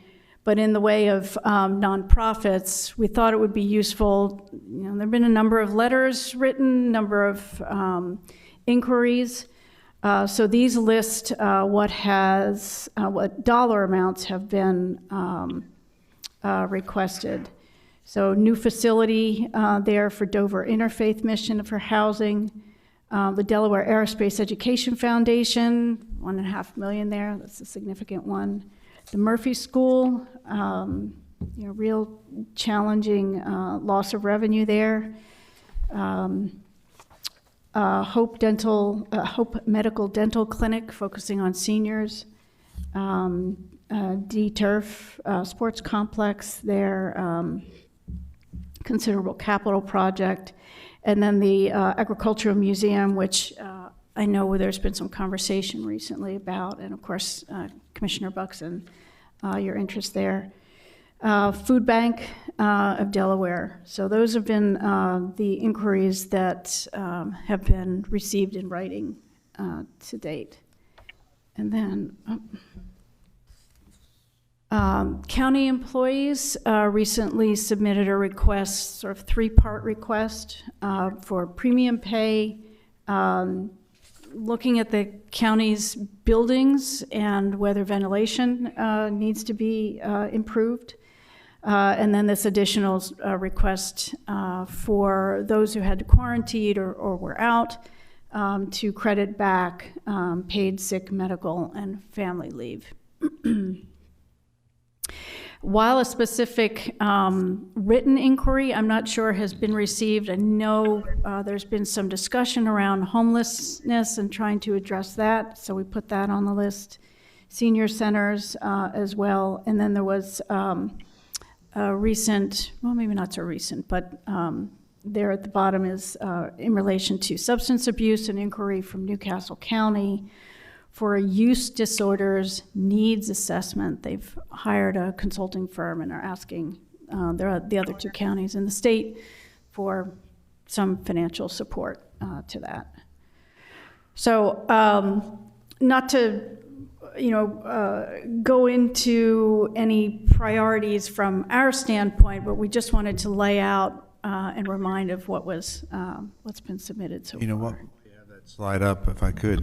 Yeah. Just a couple of reminders. On the senior centers, you recall the first organization that appeared before Levy Court after the news about ARPA came out was the Harrington Senior Center. And Ms. Krause came, told you all about the project that they need, and specifically put on the record she would be very interested in getting some ARPA funding to help build it. So that's why that subject is there, but we all know that there's about 8 different senior centers in the county, and if we want to categorically say we want to do something for senior centers, that may be one of the areas of focus. Homelessness, the city of Dover has called probably 3 or 4 meetings recently to explore, and Commissioner Angel and myself have been at these meetings, a way to address homelessness using ARPA funding. And then the substance abuse one, Newcastle County, Matt Meyer had in preparation for the settlement with respect to opioid addiction and the lawsuits that the state of Delaware has joined. And last year, the General Assembly set up a commission to manage the funds that the state will receive from those legal settlements. The county executive launched a study, or hired a firm to launch a study of the entire state of Delaware with respect to substance use and abuse, and where it's located, what the needs are, where the deficiencies are, all these sorts of things. And he made a plea to Kent and Sussex counties to share in the cost of that. They're using ARPA funding, Newcastle County is, and he requested $75,000 from Kent and Sussex. We've talked about this a few times at leadership. We wanted to wait until we got to this point with our consultant to start to sort out the priorities. But that's still on the table. And just yesterday, during their council meeting, Sussex County voted to release $75,000 of ARPA funding toward that effort. So I think it's risen in its profile for us. And so I just wanted to just editorialize on that a little bit. Thank you, Gina. Sure thing. All right, so here we go. It's the time for discussion. So what we're going to do is kind of present each of the eligible uses. Again, that first one has got a few components to it. So I'll talk a moment or two, and then we can chat about priorities. So this is the summary, those 5 bullets there of the subsections and tourism and the other impacted industries. So I just want to note here for your back pocket that an impacted industry like tourism experienced tremendous economic hit. Very significant losses in revenues, very significantly affected because they're so people-oriented and, retail, foot traffic. They're sort of the kind of industry where you can decide not to do it and you'll be okay. It's not like buying groceries and food. So really significant impacts. There are other industries, perhaps, within the county that would be similarly quite direly impacted. If you think of any of those or any of those come to mind, this is our opportunity. We've got an easel up here. We're going to take notes for any priorities or any points of interest. Go ahead and put them up there. You don't have to literally, we'll put them up there, but suggest them, we'll put them on the page, and the more the better to sort through and think through. So this is really a free discussion and idea generation kind of exercise. So here in mitigation and prevention, this is that bucket under the public health emergency. So this sort of falls into 3 areas, more a kind of response, the vaccination programs, the monitoring, contact tracing, public health surveillance, supporting prevention in congregated living situations, and that can be, schools, it can include businesses, nonprofits, impacted industries, but it can also be senior centers, it can even be correctional facilities. Gina, is having accepted money from the CARES program and getting it from the ARP program considered double dipping to where the federal government would frown? There is something called duplication of benefits. There has not been language explicitly provided for DOB. However, typically how we would address DOB the same way we would address DOB with any other disaster recovery fund. So you find out what your need is, and then you subtract off any assistance to date, and then this would essentially act as like gap funding for whatever additional need may still exist. Then these funds can come in and close that loop in order to allow for that item to be addressed. Because a lot of those bullet points were addressed by the CARES funding. Right, but they may still be, because they funded so many vaccines under CARES, they may still need so many more vaccines, under SLFRF. The one pretty clear guidance in relation to duplication in SLFRF is that you, and this is probably patently obvious, you can't use SLFRF funding on a purpose if you've already received funding for it. In other words, you can have one source, you can have two sources providing funding. You don't want that to be on exactly the same things. They can be two similar things, they can be side by side. So that's an obvious there. So that's kind of the response activities here in that long bullet list. The second kind of concentration is really around equipment and, you know, the PPE, the ventilators, those kinds of capital or supplies. And then ventilation systems kind of bridges it. And then it's like the facilities. So these are your ICUs, your ERs, your temporary facilities. Some folks are doing temporary alternative care facilities. We're seeing some equipment storage, other capital uses like the technology that allows people to do remote meeting. There we've seen some ventilation systems and touchless fixtures installed, those kinds of things. Lots of equipment, lots of testing, lots of vaccination, ambulances. We've seen other kinds of transportation vehicles. There's a lot of public safety there. So, thoughts? Gina, would that also include our ambulance or our EMS, when they take the patient to the hospital or pick somebody up, they have disinfecting, recovery of all their materials and stuff. Would that be included in that too? Yeah. Those would be costs that could potentially, you wouldn't want to create a program just around that, but it could be part of another batch of activities. Yeah, and just something to keep in mind is that there are a variety. So ARPA funds went through a whole bunch of different federal agencies. This just happens to be coming through Department of Treasury.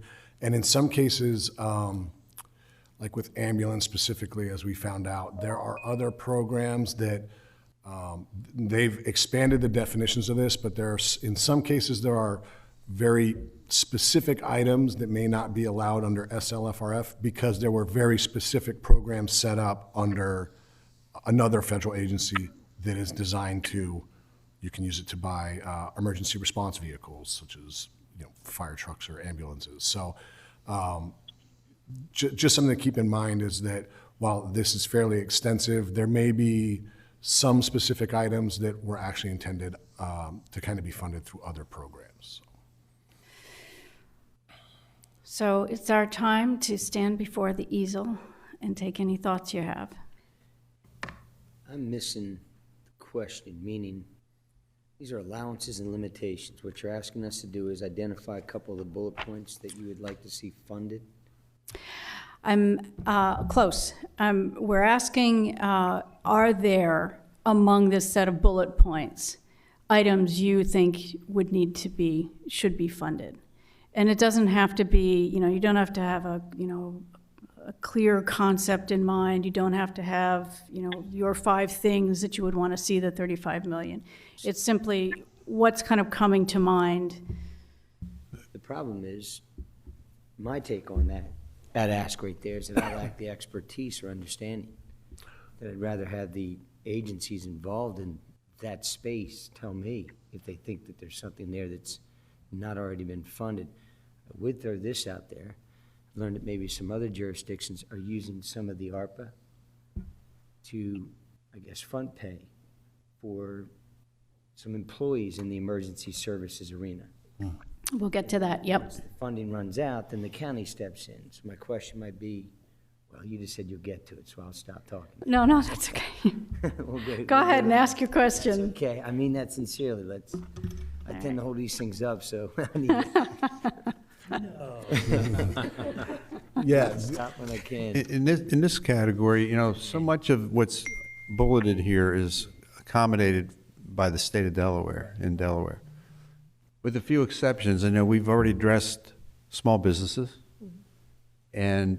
but one of the ones that sticks out to me is nonprofits. It's such a broad category. Where is it? But they're doing great work out there in the community right through the pandemic, and a lot of them are in need. And we may want to have a conversation around the types of nonprofits or the types of services nonprofits operate in that you would like to try to address.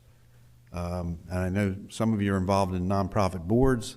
You know the types of work that is done, and that might be a discussion to have, or at least a topic to start to pick apart a little bit and decide which portion of the nonprofit sphere you want to try to address, if at all.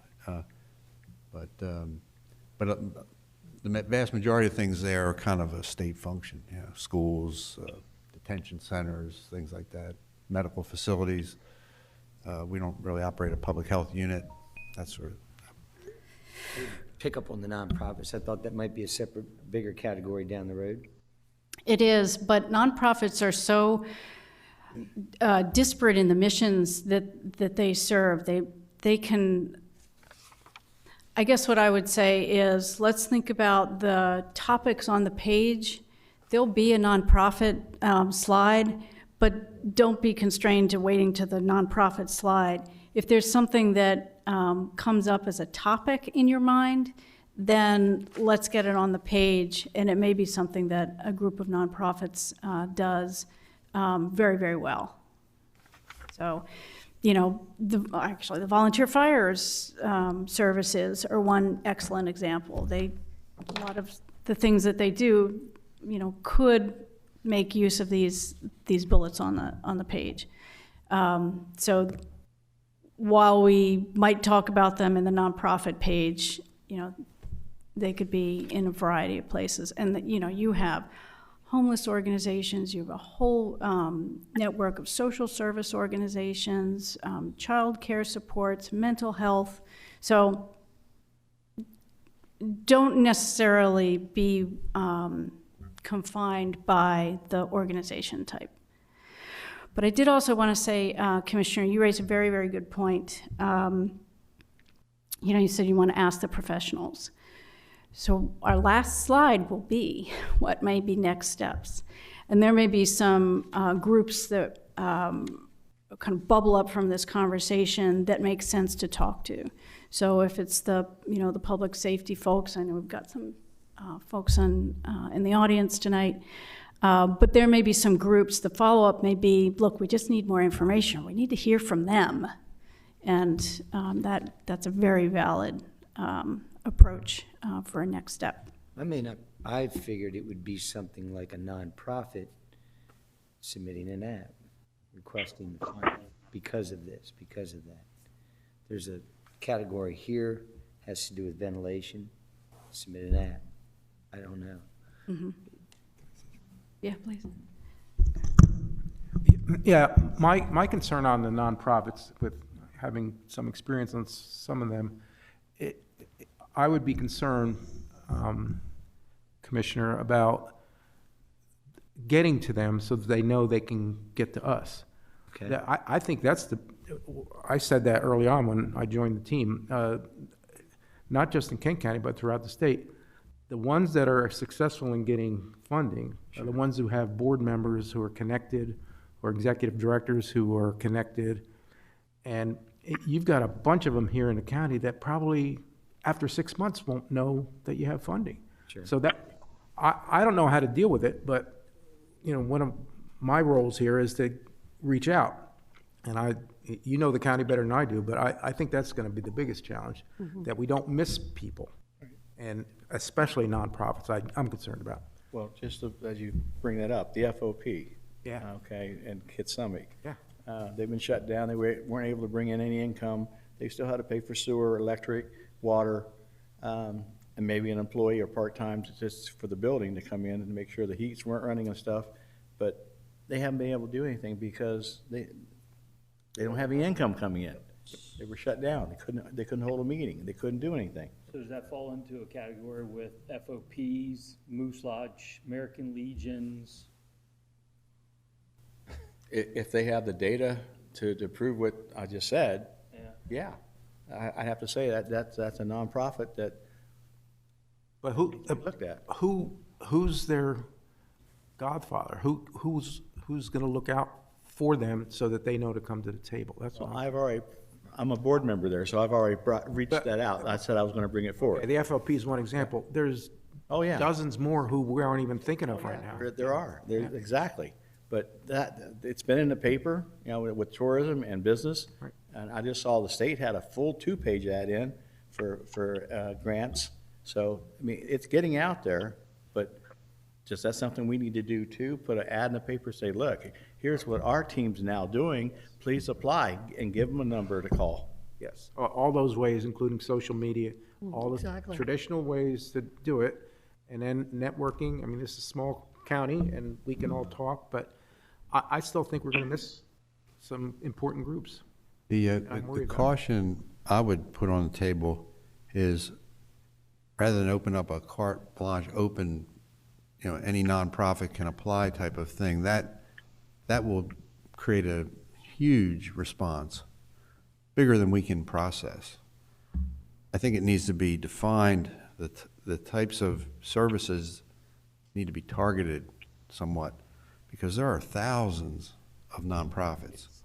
And, our experience with the small business grant, 300 applications, it's overwhelming.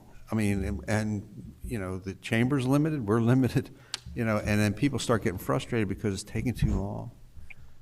So I just would be very precise in the types of nonprofits you try to address, because if you just open up, nonprofit grant program, come and get it. My God, I can't imagine what it would be like. Plus you set the expectation, once you put that out there, that, hey, I apply for ABC amount of money and I'm gonna get it. Yep.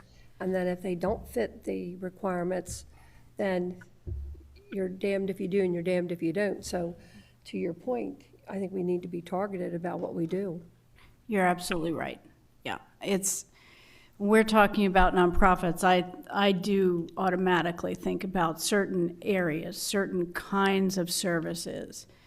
In creating a program, the criteria have to be clear, the eligible applicants need to be clear, the communication strategy has to be thorough. It's, newspapers, it's social media, it's associations of groups, it's, if in certain circumstances, it's your United Ways, it's your, your nonprofit, your associations, your industry groups.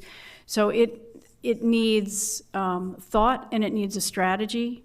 And then you create an application timeframe that isn't too crunched, so that the folks that maybe are not as well organized or capacity strained or just didn't hear about it can also take advantage. But yes, you need to be well prescribed and clear, and then people can then better deal with determining whether it's whether they can apply, whether they can take advantage of. The worst thing you want is something that's poorly defined, and then you're sorting through, oh my gosh, we meant this, but we got all these others, and we hadn't thought about, so you don't want to be, you want to be clear. You're absolutely right about that. How many times as a group have we talked about nonprofits specific to this as a group here at this table? Has it been a lot, or is this the first time? I've mentioned it every single time. Well, we haven't talked about it, we mentioned it. Mentioned it as So we're one of the talking ones. about That and senior homes, most of them are nonprofits. My point is, it's the process of making sausage right now, right? So nothing that you said tells me we're not doing nonprofits, right? I would be very surprised if you didn't do nonprofits in some form or another. And I didn't mean to bring up nonprofits as if I wanted every Tom, Dick, and Harry Yeah. to apply to the county with no prescription for what a nonprofit application should look like. It was never my intent. Yep, absolutely. Clear now, because we've gotten to the process. And I was bringing Smart mine up as thinking. an example, so. And get to the basics. What does the application look like? I mean, I know the fire companies, they all submitted letters. I don't think they filled out an application. The nonprofits, I'm not sure what they, not nonprofits, the businesses, they did applications. So we're gonna have to develop the application. That's what we do. Yep. And the information provided this evening was kind of to maybe help when you're talking about nonprofits, looking at some of the data.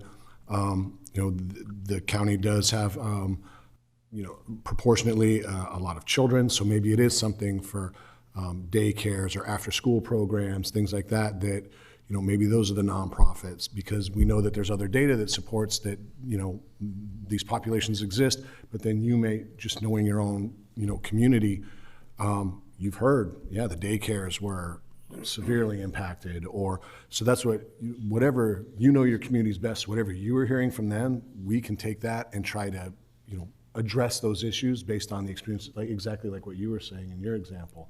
You know, you hear these things directly, and those are the things that we're kind of looking for. Definition that I would provide for nonprofit assistance to the COVID relief would be very specific to COVID impacted revenue lost or revenue or expenditure. If you don't meet that, you don't qualify. You know, I assume it's similar to what we're doing with the tourism or business. So I don't want to expand it other than to say that. That's what I would look for. If that's too daunting, at least we did it, we vetted it as best we could to make sure that it. And I would urge you to hone in on some specific types of services, because everyone thinks they were impacted, you know, and everyone was to a certain degree, but what's the criteria to cut off?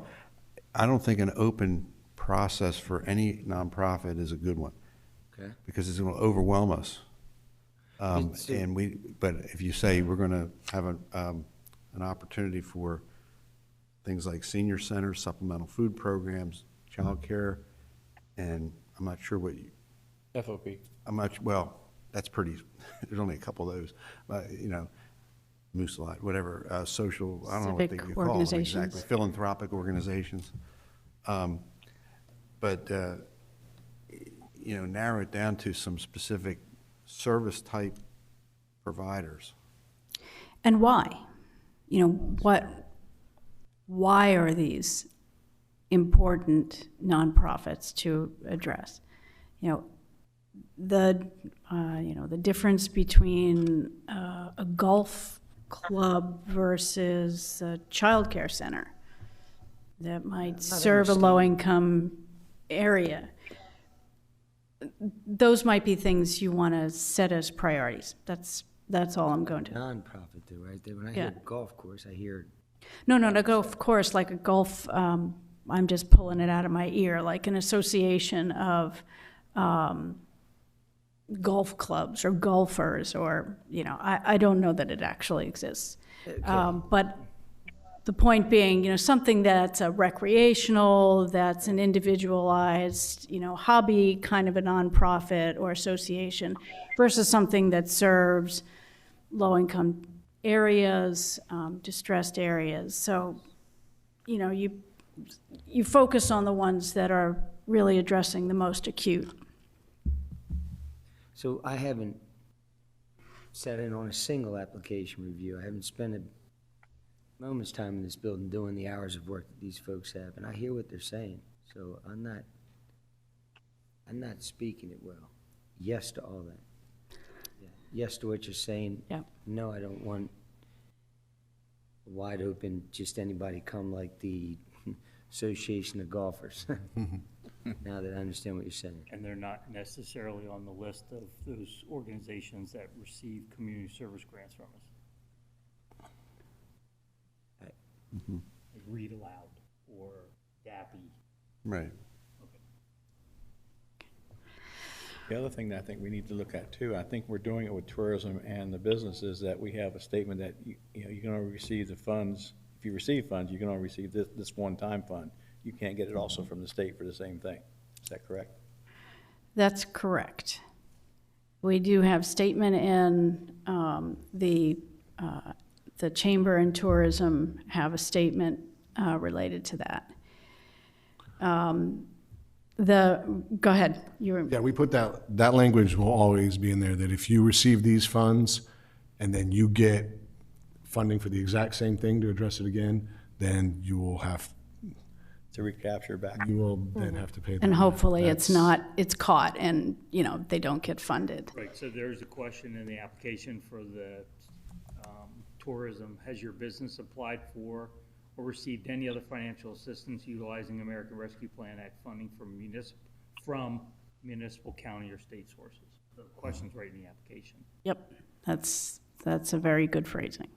And once they receive the funds, there's usually a document that they will then sign off on, saying that They're not they gonna ask agree, again. yeah, that they're not going to ask again, and that they're going to utilize the funds for their intended purposes.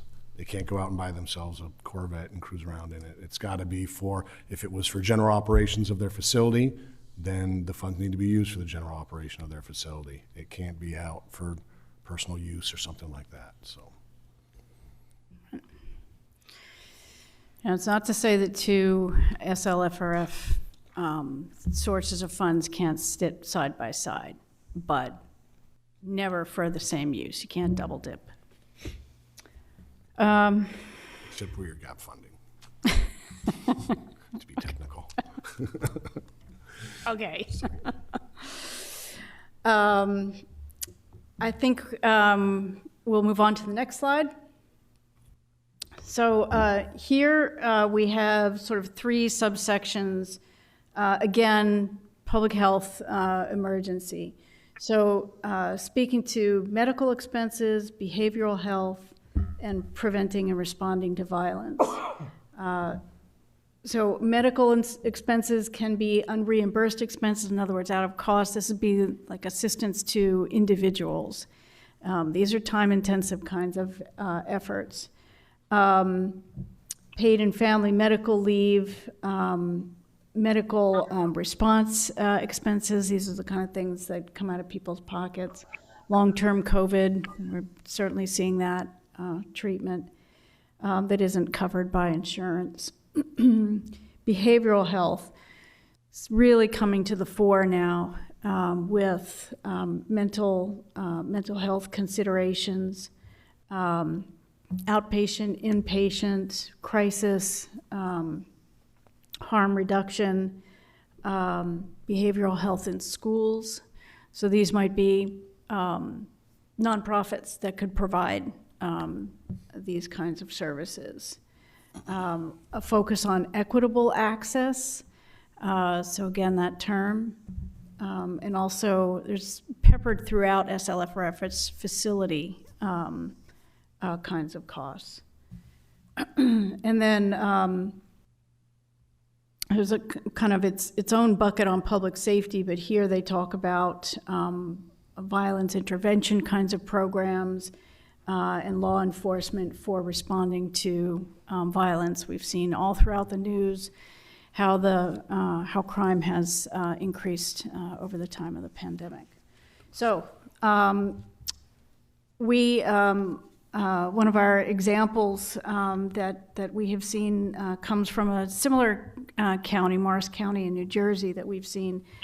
They've created a veteran-focused program for mental health, and they've got peer-to-peer support, they've got family services, they've even got like a mixer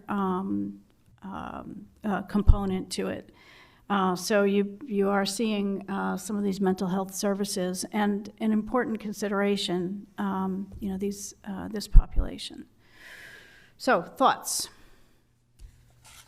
Anything bubble to mind as important considerations to think about for the county?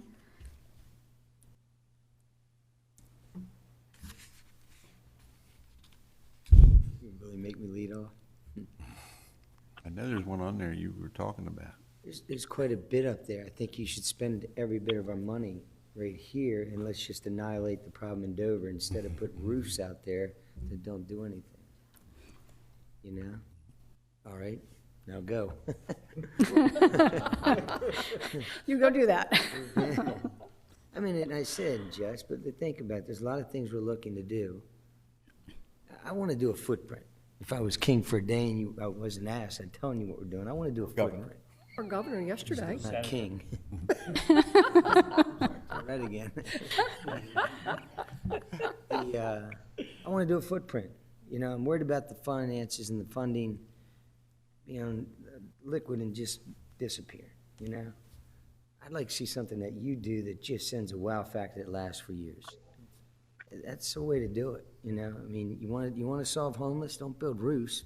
Build, you know, treatment facilities where we can get these folks in and give them a real clear path out of here. You know, those types of things. But anyway, I don't know if that's what you were asking me. I am asking you anything that comes to mind. So you actually bring up a very good point in regards to how to most effectively and efficiently utilize SLFRF funds, is that you're given the latitude to take into consideration future disasters, future stressors, things of that nature. So keeping it limited to strictly addressing a COVID issue when you may have a larger social issue that was kind of highlighted or brought to the surface or magnified by COVID, this is a great opportunity to use these funds to address these bigger issues that exist. It happens both with the health and social issues.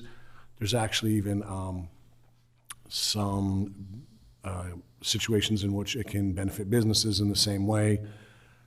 It's one of those things like if you want to increase social distancing and you provide funds so that a business can maybe grow or put outdoor seating or something, well, when COVID goes away, they've increased their footprint. It's a good, you know, investment on their part, so on and so forth. So there's, I've seen some, there's still some, I guess, debate in regards to even something like provision of outdoor parks, because it allows kids to be outdoors rather than indoors. It allows for social distancing.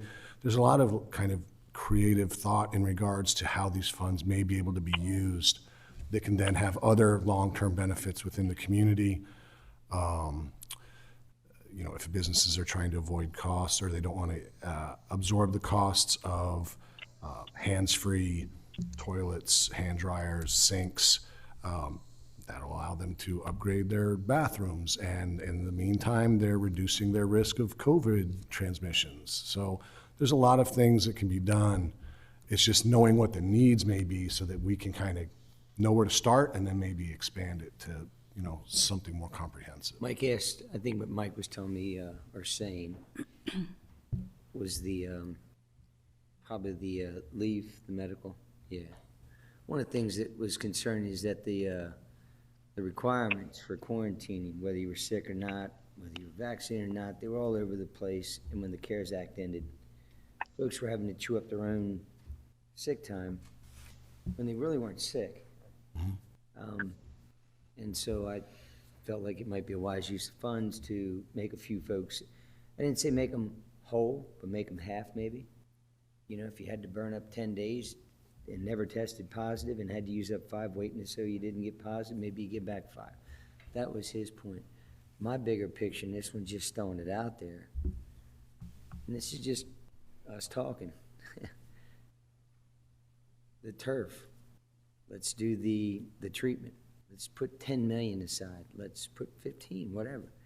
Let's build a relationship with some state-of-the-art industry that comes in here that just addresses the lack of treatment care in the county and in the state when it comes to mental health and addiction, which are our biggest factors when it comes to homelessness, when it comes to being stuck in poverty and crime and all those other things. Just don't, I mean, that I don't know if that even works, but the thought works. It might not be in the right space, but we've never had an opportunity for this kind of funding, rather than create 50 different paths. I know you didn't ask for that, but I threw it out there. All right. But at the same time, working with the homeless, you can't help somebody if they don't want to be helped when it comes to drugs. And if that's what they did to Yeah. lose their position and lose their home and lose their family, yes, It's there called are, jail. If they don't want help and they're gonna use drugs, they go there to are jail. programs still to help them, but they don't want it. But anyway, I'm in a bigger picture now. I would like to see a conversation about reimbursing the, I don't have a problem some with of that. the employees. I don't know how it would look. And that's kind of low fruit that maybe we could do. Got it. Yeah. Okay, next slide. Now we're getting into households and communities. And here's where we see some of the changes in the final rule.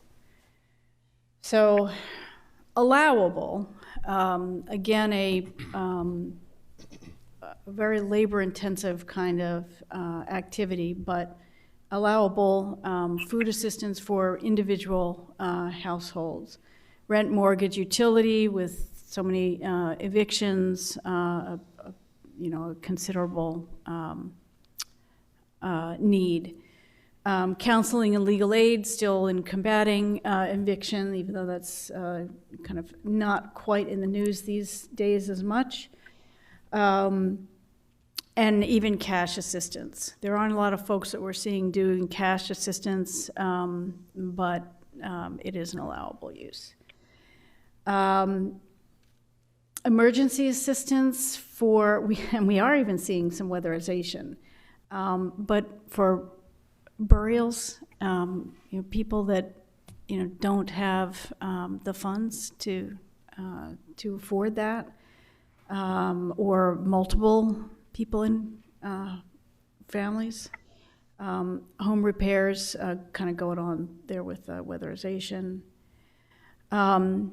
Internet, and digital access, so there's broadband, there's that big infrastructure capability, but this is in relation to helping more communities, helping more families and households. Job training programs, we do see a variety of job training programs. And affordable housing development. Surprisingly, there's a lot of funding for affordable housing development, but even still, we do see this, and it's eligible. There is a whole rental assistance program, emergency rental assistance program, ERAP, that has been rolled out throughout the country. So we are seeing a lot of that activity going towards that program. And then here in the final rule, they did more community kinds of development activities where neighborhood investments to improve health outcomes, or services to address educational disparities, and even community workers funding additional staff to help families and children access social and health services. Gina, question on the rent, mortgage, and utility. How do you determine whether or not someone's eligible? The reason I ask is we all know that in many cases, some people got more income during COVID than they actually got when they worked. But yet they felt, for whatever reason, I don't have to pay my mortgage, I don't have to pay my rent, I don't have to pay my utility.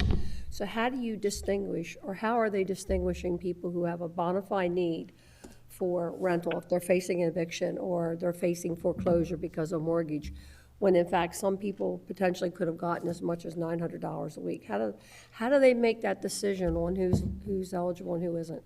You want to? Yeah, so I've run dozens and dozens and dozens of housing programs and compensation programs similar to that.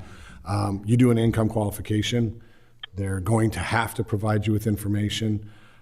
You would probably do something like collect their utilities bills over the course of that time, compare that to what they had earned, whether they were working, any other income the household may have taken in at that time. They would just have to be very transparent, and in some cases they're not going to be, and people are just not going to be eligible. Found that they did actually have the income that could have covered then Then they ARPA would- funds would not be utilized They for would not that. be eligible. That is correct. Yep. And, I mean, there's plenty of rejection letters I've put out. That's the nature of the program. And then people self-select not to apply. Yep. Because they have these conditions. So that's one of the, When you start calling them back and they're not returning your call anymore, they've kind of known that Understand, it's thank up. you. that's one of the benefits of rigorous documenting. It can weed out folks that are looking to take The advantage. suspect. Yeah.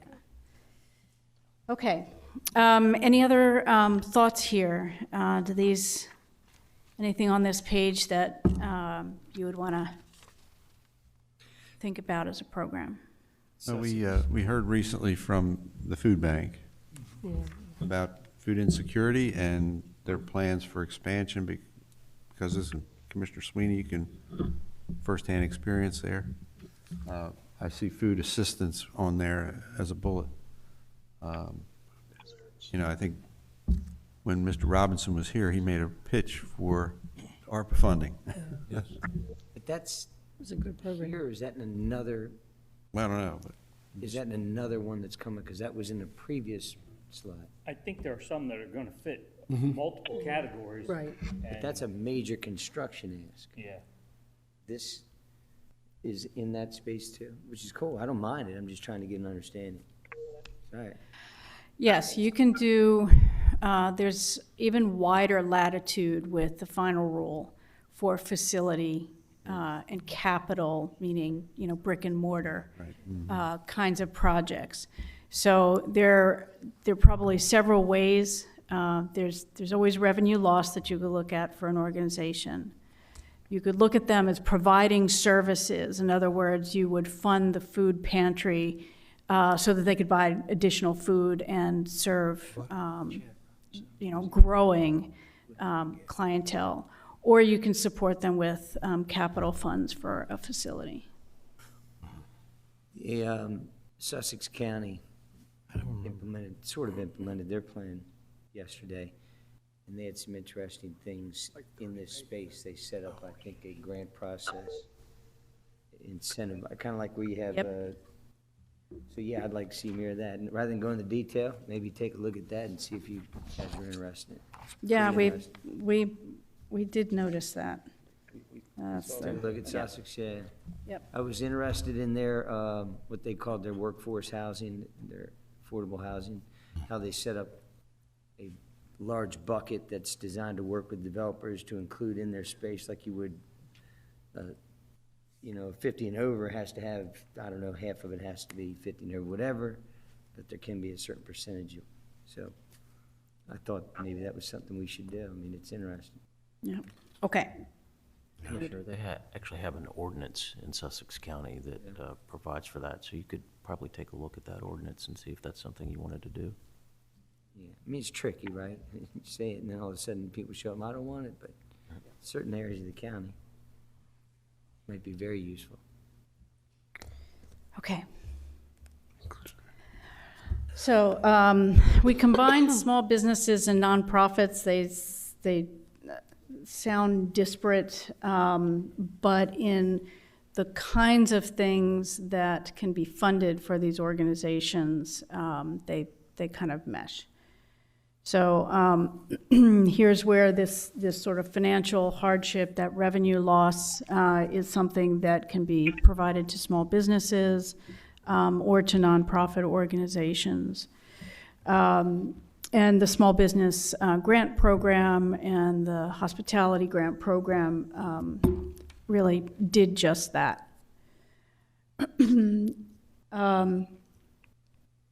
For other kinds of COVID-related costs, for vaccinations at nonprofit or through nonprofits, and even construction within their walls. And then the third bullet there is really technical assistance for business planning, is particular to business planning. And then final rule did some additions. So these really kind of get into more community development and economic development in my book.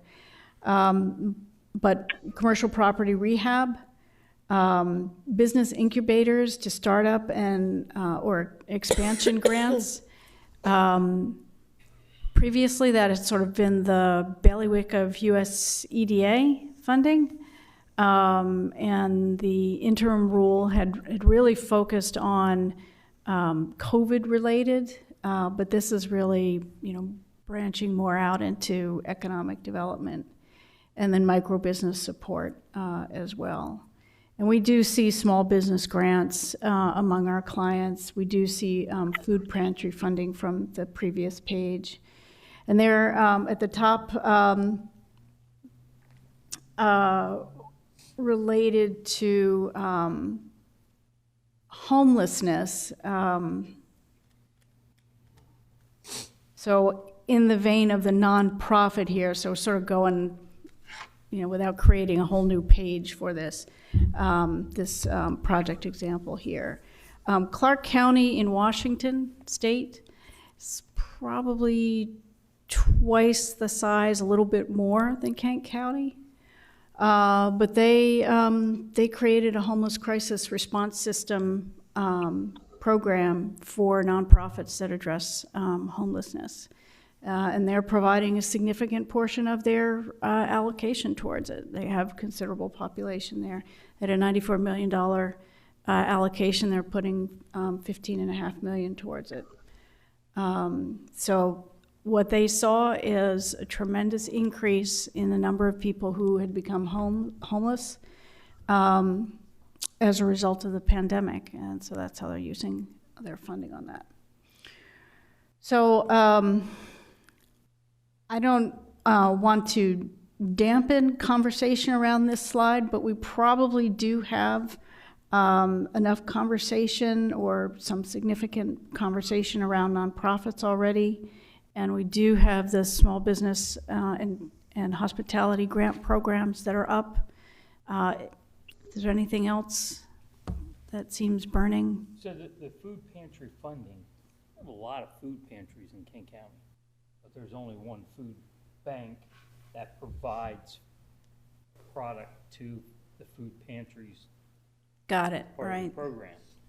So the food bank itself came to us with an ask to expand their warehouse facility and their training facilities for taking people who are impacted, homeless, and retraining them to move into the hospitality industry. Right, we saw that. Well, their project's very expensive. About $30 million. $32 million project. But what were they asking from us? They didn't have a specific amount. He didn't. I went back and looked at Yeah, I've got the stuff letter that I right know. here. There is no specific amount. Yeah. Sussex. Todd Lawson told me that they were gonna probably provide at least $1 million toward that project.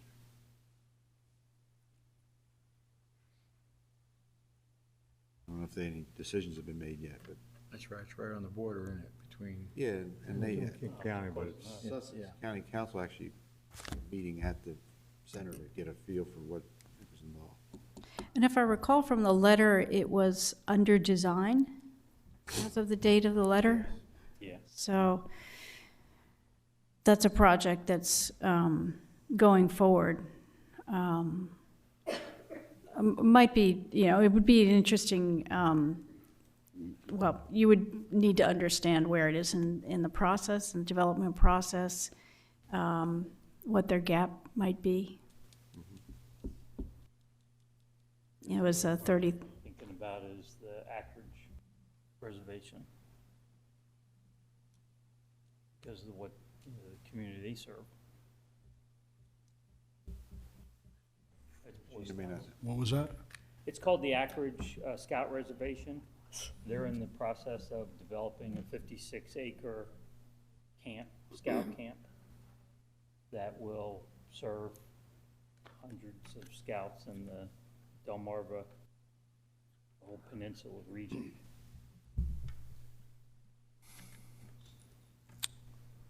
And they're in the midst of a funding campaign to continue their build-out. We're just talking right now anyway, right? We're Yeah. not deciding numbers on any. Yeah. Yeah. So in the spirit of brainstorming, we'll take that one down. Yeah, and a lot of times it's not that these aren't great opportunities or projects, it's making sure that there's a way to make it fit.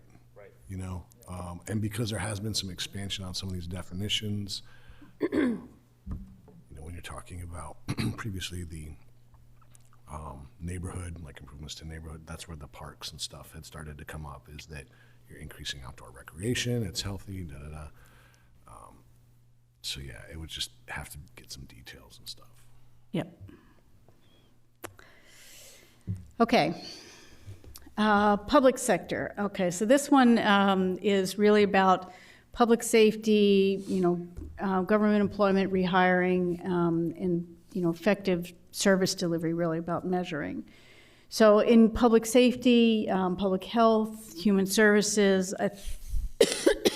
Mike, didn't you say that that's more so the purview of the state?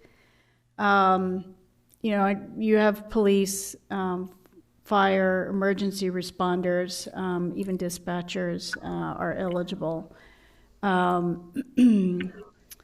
Public health staff, again, these are, the folks that work for the county in prisons or in, mental health or other institutions, medical institutions, and human services staff, social, public benefits, child welfare, and those kinds of things. The government employment and rehiring, some of the county employee requests might actually fall under that particular bucket. And then there's this interesting one, effective service delivery. This was an expansion as well. In fact, this whole bucket is kind of reconstituted within the final rule to evaluate program effectiveness. Somewhat of a theme within, a minor theme within SLFRF is about documenting and gathering data on effectiveness, on results, evidence-based program creation. And in some circumstances, it's kind of hard to point to a study that says, well, this program will do this as a result. These people have studied this. But they're looking to do that. So I see this as part and parcel with that and measuring how programs work. And then IT is sprinkled throughout a variety of areas, whether you need, you're very well equipped here, but, if you didn't have this kind of a system and, people couldn't call in, you weren't able to have meetings remotely, those kinds of things and those upgrades. And security relatedly, IT security. So anything on this page?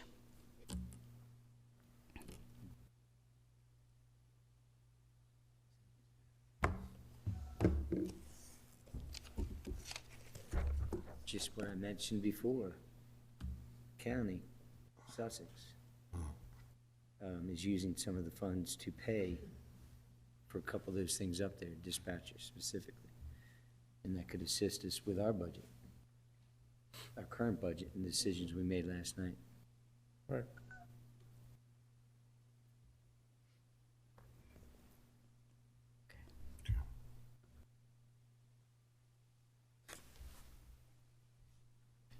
All right. Need another moment, or should I go on? We talked last night during our budget process about the need for additional dispatchers and equipment for that and paramedics. So, more full-time employees to fill those spots and to bring us up to where we need to be. Vehicles, Vehicles. dispatch stations, the reconfiguration of the building, and what the state of Delaware is planning to do with the their communications. Police side, the 911 side. So this could be real big for us. In the human services side, again, back to senior centers, Hope Clinic, and we have a specific request from Hope Clinic. We have a specific kind of request with no amount from a senior center.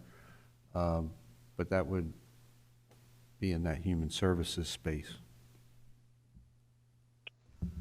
How about training for those individuals that they're trying to bring up? Like you said ambulance, I think was any of the medical. We only have one ambulance service, but there's like St.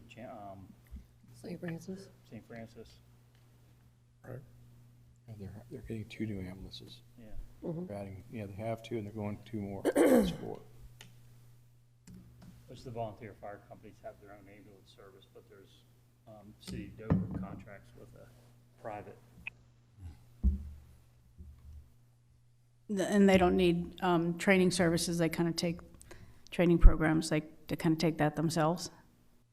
Well, yes, with the ambulance, but we are contracting with a school to train our paramedics. And so that's going to be an ongoing cost. An indentured servant program. Okay. Okay. I'm sure that's illegal. Didn't that go way back in like 1865 or something? Oh, my goodness. Okay, we are done with number 1. These next 3 will go very fast. I hear you. This one really is super fast. Number 2 is the county's $10 million standard allowance. These are services and governmental functions that the county customarily provides. They don't necessarily have to be pandemic related. Not a bad idea too. Not a bad idea to prioritize for low, moderate income areas, but these are government services. This is the government equivalent of revenue loss, where you need to use it for operations. So these are government services. That also means you can, if you customarily maintain certain assets, capital assets, buildings, facilities, it can go towards those costs as well. You have to be careful about indebtedness and reserve funds, but those are really the costs in that top bucket there with the revenue loss. So some thought to be given to how to expend those. And some of what you might be talking about in other areas might also fall in this customary. So we've had some discussions around the volunteer fire. Could that fall in here because you guys already fund that?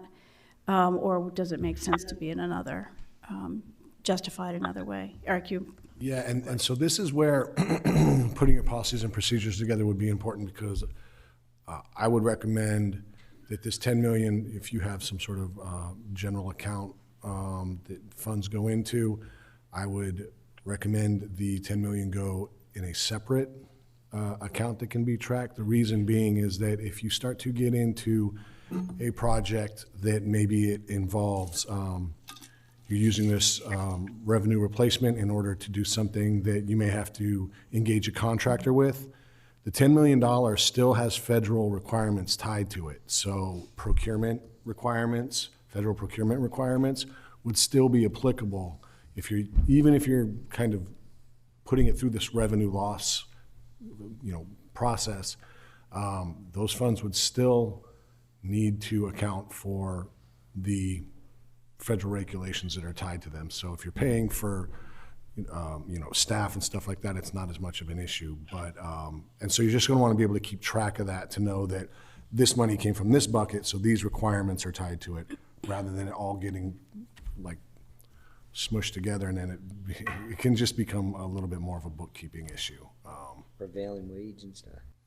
Well, the very lucky thing with this is that Davis-Bacon, the federal wage, is not applicable. So some of the things that are not applicable, Davis-Bacon wage compliance is not applicable, and environmental NEPA requirements are also not applicable. So both of those, and in, I mean, every other disaster recovery funding source I've ever worked with, both of those, they're two of the biggest things you'll get hung up on is your environmental review and your wage compliance. But yeah, they're not an issue with this.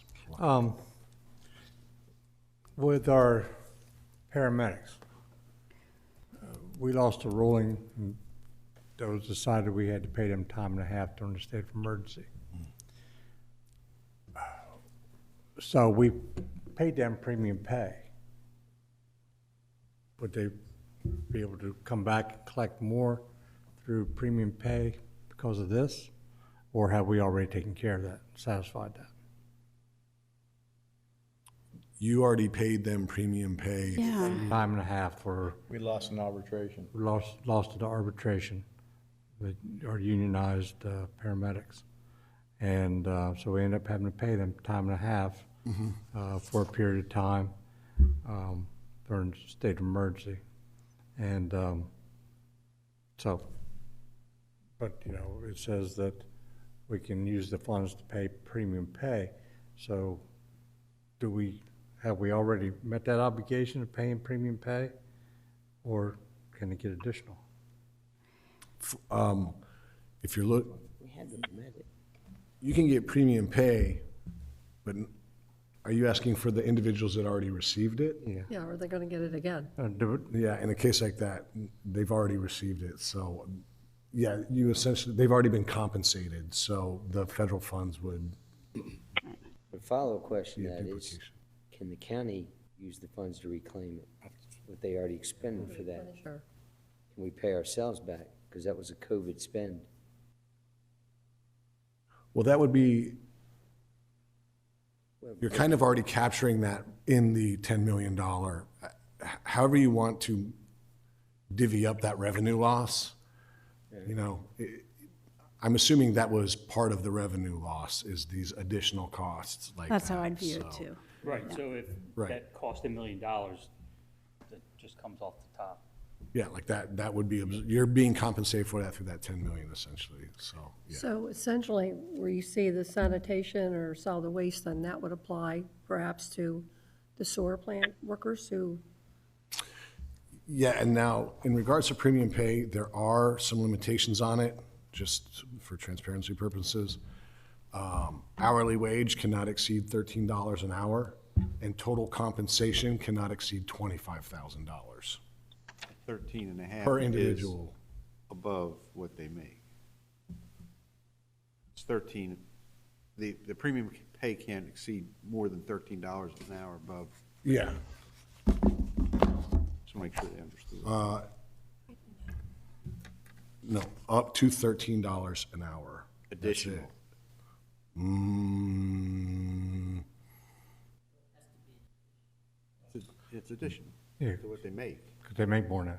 Oh, yeah. so if they were making 15 now, you can't give them more than an additional $13 Go up to per hour. You can go up to Okay, 28. understood.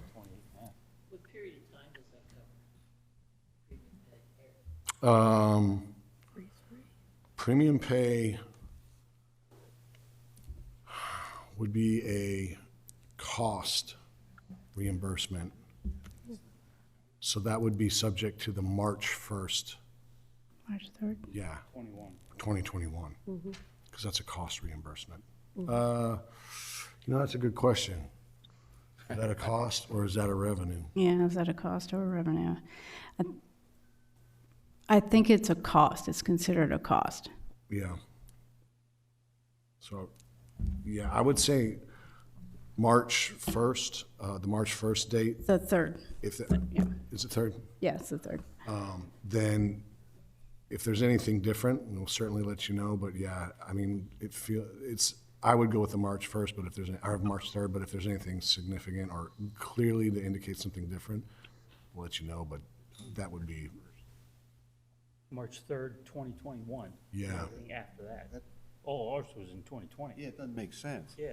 It's got to be when everything was shut Happened in down, 20 not March when 20. everything was open. right, and so that's, I agree with you. I don't know why the cost incurred date is March of 2021. That don't make sense at all. So much of it was in 2020. I don't know why the date is March of 2021. Yeah, I thought the essential pay applied to, for the potential for essential, or premium pay for essential workers was when essential workers were working when everyone else was not. In that case, it would go back to January 27th of 2020. Yeah, that was mine. In that case, so, but, I mean, we could certainly It would have to. verify that. That Because the makes slide sense. you had up There'd be no there, way to figure it otherwise. the slide you had up there showing us where everybody was getting hit was December of 2020. Correct. So Yep. that was the biggest month. That doesn't make no sense. It's not the first time that federal requirements might not make sense, but we'll, We just call that we'll a check. typo? Unintended consequence, maybe. I mean, in all honesty, the revenue loss and the costs incurred should be at the same date. They should Right. both have been from January of 2020. I'm not, It should be, yeah. there's a whole there's all this language in here about this is supposed to be forward-looking and so on and so forth. So it makes for some inconsistencies, but, I mean, there's not a whole lot we can do about it, unfortunately. And I agree with you completely. It should be January. But so our guys know that when we paid the premium pay during the 2020 year, we've already been reimbursed from that, from the CARES Act. Good point. Maybe that's why. Right. 2021 is the date. Yeah, That would make $13 addition to wages. Nothing like We haven't done sanitation. anything with with wastewater or custodians Or- for essential through the Or entire the thing. call takers. Dispatchers.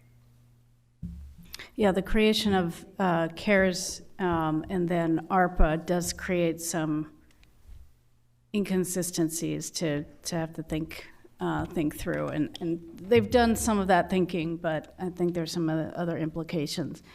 The only thing I want to say in addition on this page is there are public employees and there are also private employees that can be considered essential workers. They threw in a whole series of grocery stores, restaurants, food production, food delivery. So if there's anything kind of in those markets or in, private, non-governmental, that might be something to think about. So, We had dental. I was going to ask that question. so say grocery store workers, would that be up to the individual worker to apply, or would that be the grocery store itself? Would they apply? I think we'd want to structure it as the store. Yeah, I was hoping you were going to say that. Yeah.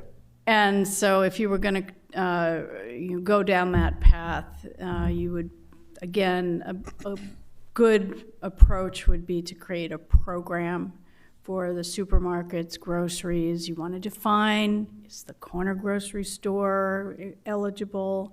Is it packaged goods, just packaged goods, all the 7-Elevens? You want to think about that, but you want to create a program if you were going to go that path. And then allow a certain amount per store. You would probably want to set how much per hour would be the limit, and then you would have a strong set of criteria around each of the recipients of the funds to comply with that. Yeah, that's something. So we spent 10 minutes, maybe 9. Murder nonprofits. We are not considering going down this hole, are we? I hope not. I don't know how you do it. Not planned. And I agree with the nonprofits. It was articulated correctly. It would be a challenge to open it up. So I will say that This is my concern, these types of spendings, because there's no lasting footprint. Right. That's my concern when we get down this hole. You know, I taught the entire COVID year, right? Never missed a day. I was blessed not to be sick. Others got extra pay. If somebody gave me extra pay, fine, but I didn't need it. I didn't do anything special. I just went and did my job, so I'd be careful with it. Well, that is totally within your purview. The SLFRF funding is, as you can see, there are lots of uses. And on one end of the spectrum, there are cities that are using their entire allocation just to fill their funding gap, pay employees, big chunks related to that. And on the other end of the spectrum, there are folks that are doing very little of that and focusing really on services and providing lasting footprints, as you use that term. So it's up to you.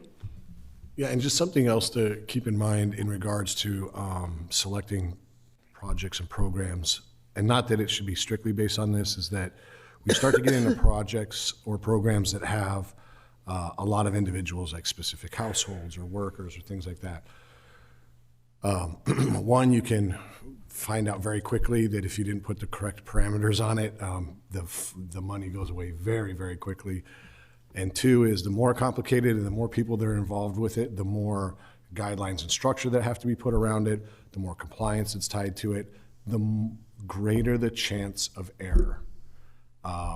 I try to make programs that are involved with a lot of case management, a lot of individual people that you're trying to keep track of. Are they all eligible? Has all their documentation as simple as possible and as streamlined. So like what you had mentioned about going through the grocery stores rather than the individuals would be much better because they have access to those financials of what people were paid. You have one source to get it from. That's something that can be discussed is when you start getting into how to design the specifics of these, just keeping in mind that sometimes the best intentions, you end up putting yourself in a tough spot because it's really hard to implement some of these programs when you get involved with the minutia of individual payment to individual people, thousands of applicants.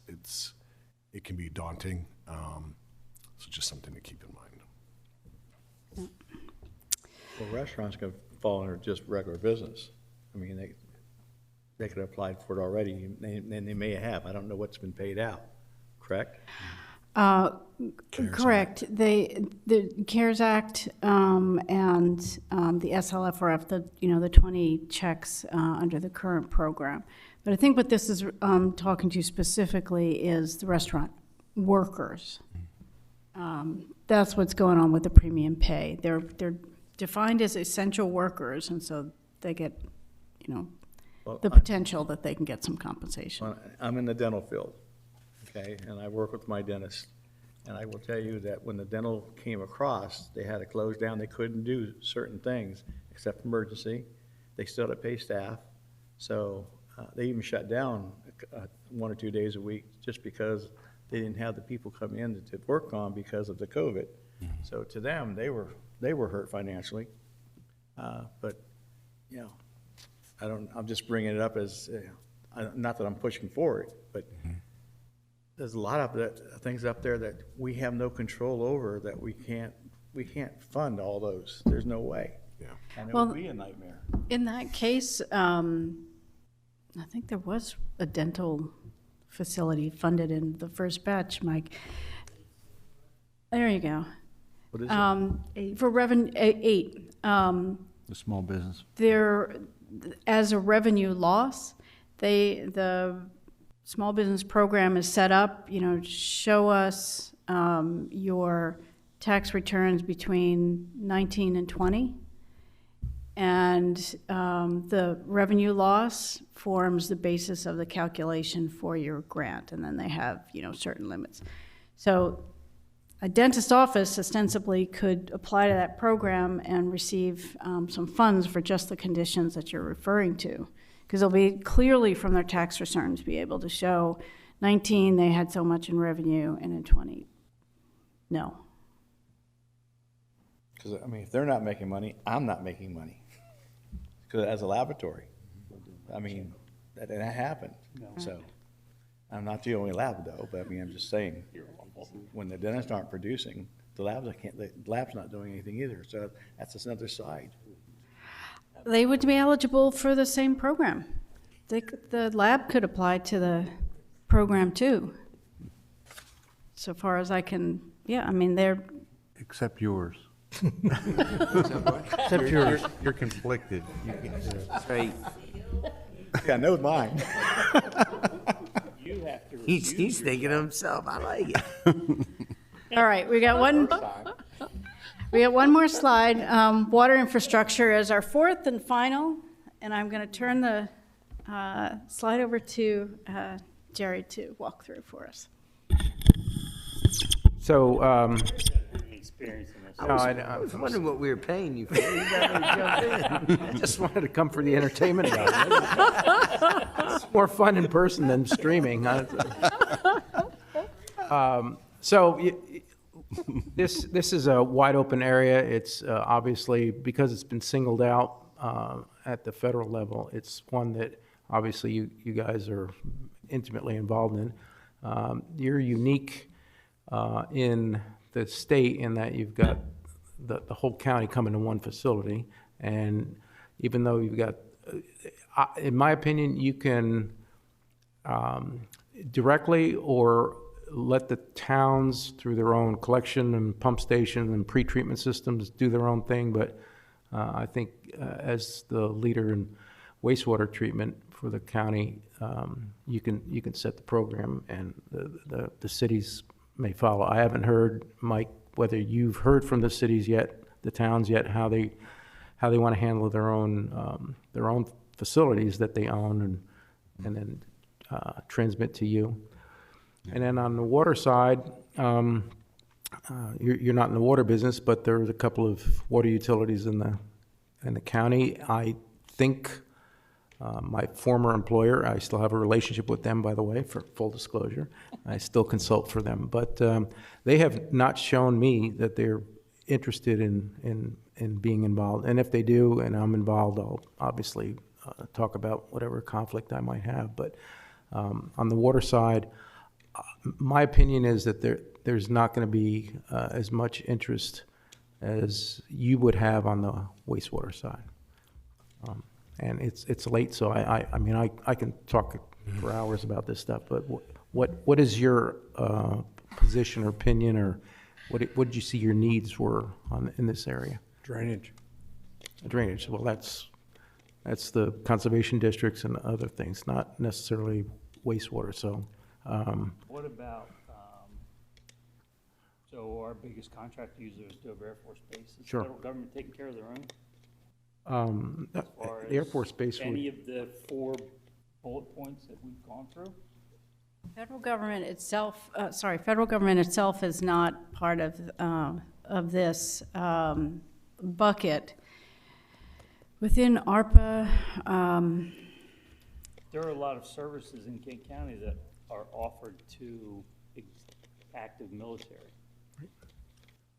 Are they getting funds from the federal government separate from ARP that are helping their own federal employees? you mean like social services, people services? I have not paid a huge amount of attention to those aspects of ARPA. I would have to get back to you on what other components. Maybe homework. What other components? I would expect that there is some level of funding.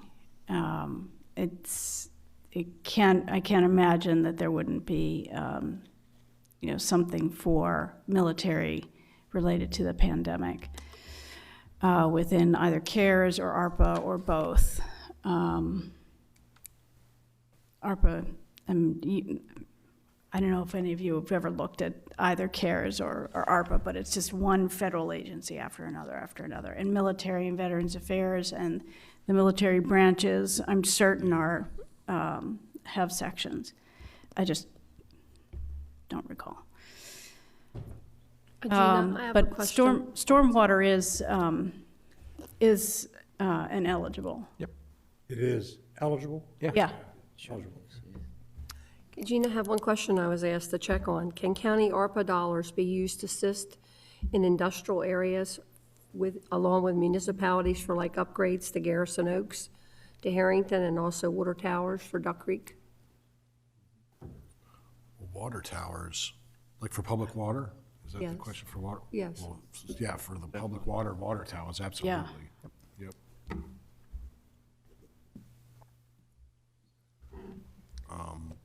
In regards to industrial, Yes, definitely. it would just depend on what exactly they were asking, what it would be, what the funds would be used for. But No, I don't know what the upgrades are to Garrison's Oaks. What about our sewer plant upgrades, Yes. increasing the size for the population that's Yes. coming forth? Yes. Says, yeah, publicly owned treatment facility construction. Yep. So we just spent $152 million. And I don't just mean in that project, I mean in everyone's conversation. stormwater upsizing's been a big one. We do that a lot in disaster recovery, just because of the nature of rain events and their frequency. So that's one that's been a very hot topic is stormwater treatment and stormwater upsizing. I don't know So if that's- getting back to that, Terry, you mentioned it, for the rural areas, obviously the Kent Conservation District is, probably got a needs list that is longer than the funding has always Years been. old. Yes. But also within your towns, some of the bigger towns, you've had some stormwater events that have affected the wastewater system. We all remember those headlines. So those are all eligible. So the trick here is size, is the amount of funding. And the other aspect is the upgrades, remember your timeframes. The funds have to be spent by the end of 2026. That's not to say you can't undertake a longer-term project. It's just you want to have the whole capital stack established for that project.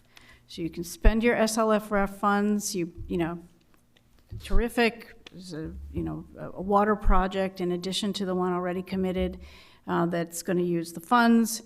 You spend it on design and start of construction just by the end of 2026. It would be your first money in. And then the project would proceed after 2026 and to completion if that was the time frame. It could take, that long to design and do all the, construction contracting and such. So that would be how you would do that. You wouldn't have to necessarily finish the project. You would just need to have the project capable of being finished in a real, viable way. You have your whole capital established to do the project. I would be remiss if I didn't mention that this also, getting back to wastewater for a second, that the county has a lot of, let's tie back to the underserved community where we started a couple hours ago. You've got some pockets that have been on lists since when I was at DNREC, and they're still on the list because there's never been enough funding to send out a transmission line to Western Kent or Northwestern Kent or Southwestern Kent, or even the Route 9 corridor that hasn't been completed. This is your chance to do it. And the state, remember, the state also has a pot of funds, and the state has this list of underserved communities that's been, I probably drafted the first list, and those names are still on it, and a lot of them are in Kent County. You guys could be real heroes doing that instead of just thinking about fine-tuning the pump station in Dover. Let's go get some of those areas that are using less than septic systems and would also hit the other buttons on underserved and all those social things that are important. You could be a real model for the other two counties, by the way, because I'm not sure they're thinking that way. Sussex put quite a bit in. But It's not Coverdale close. Crossroads, I keep talking about Coverdale Crossroads, that nobody's gonna serve Coverdale Crossroads, and they should. And, you know, I don't know that, because it's hard to do. And the excuse has always been, we don't have enough money. If it was a priority, now you got enough money. There is also the Infrastructure Investment and Jobs Act, which is another pot of money that could be used to leverage for some of these. So, Mike, to one of your early comments, probably several months ago, you know, these funds can be layered and leveraged with other dollars. They don't have to be disaster dollars. They can be other dollars, just plain old other dollars. And, you know, you've got something like 55 billion coming in water infrastructure under the Jobs and Investment Act, the Infrastructure Jobs and Investment Act. So looking towards those sources.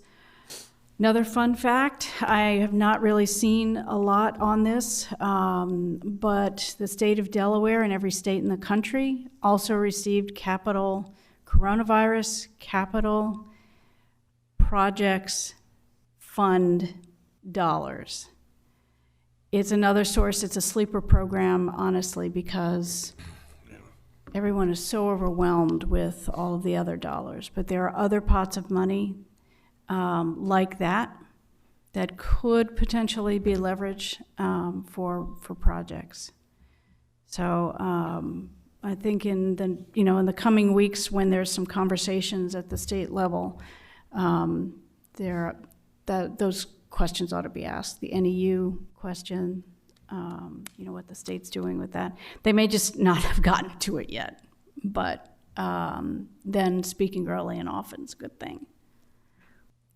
The state is also this year finally going to fund their clean water fund which supplements the SRF program at $50 million. And I can tell you that they're looking to spend the money for all the right reasons, and also for this not just the symbolism, but because it's long overdue, and this is important. So you can be a good partner to all of those programs that were just mentioned, and also be a partner with the state.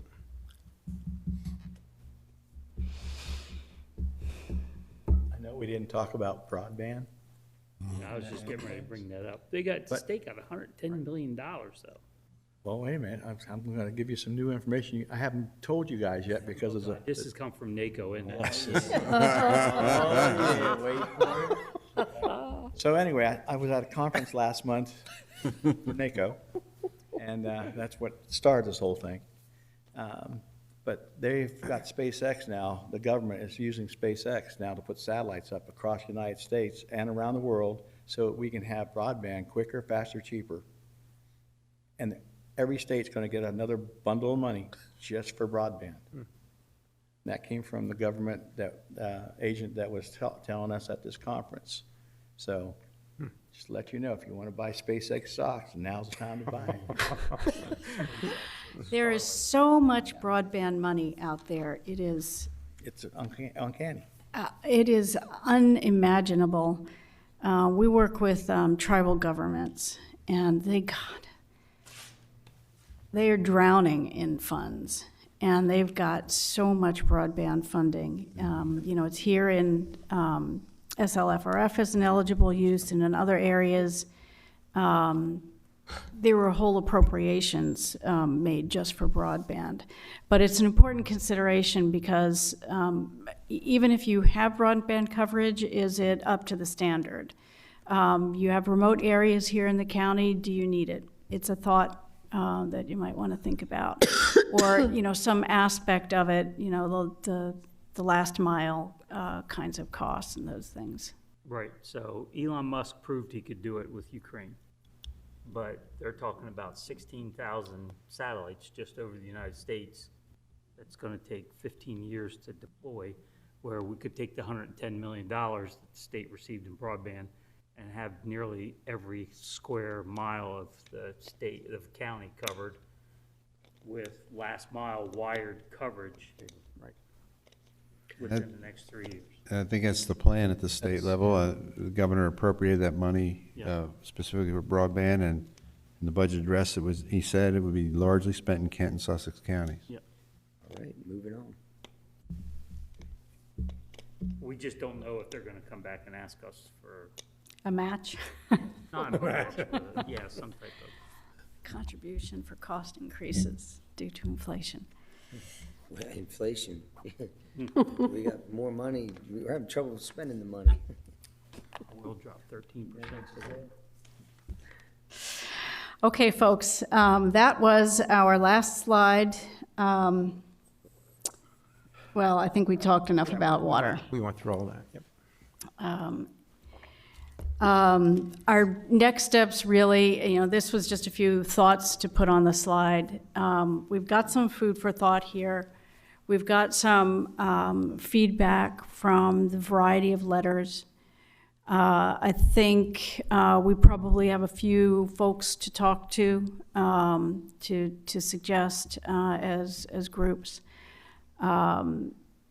I think rather than, unless anyone's got any burning suggestions on what should be done next, I think what we'll do is we'll take this back and synthesize and come back with some next steps, working with Mike and the team at the county. Unless you... No, but I think all the commissioners want to get the volunteer firemen and ambulance. They want to get those reimbursed quickly as possible. We went to them early on. We were under the misunderstanding that this was going to be a much easier process than what it's turned out to be. And, we were initially made to feel like it was going to be get the receipts, write the checks, done. All right, but that hasn't been the case. But I want to make it a priority to get those folks paid.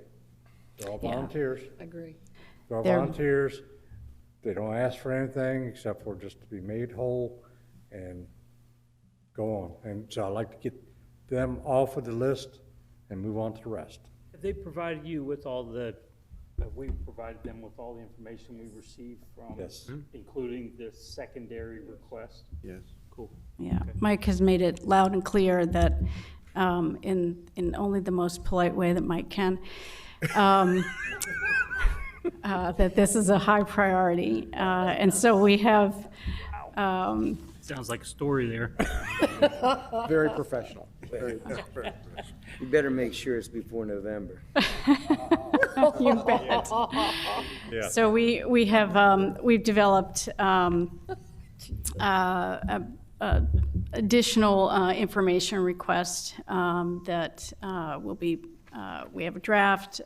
We've done some tweaks to it. We'll be showing it to Mike tomorrow. So in very short order, I think what we'd want to do is to meet with the presidents of the associations, ask them in that vein of before you start a program, you ask the people who are going to benefit. So talk to them about that and then, get it up and running. So we heard you. Tonight, I'll end with this, because we're leaving, right? And you showed me some major funding requests. That's not relevant. Those haven't been agreed to tonight. They're just folks that have asked. Right. Right. Inquiries. Yeah, the only ones that have been committed to are the small business and hospitality and the water project, Woodside.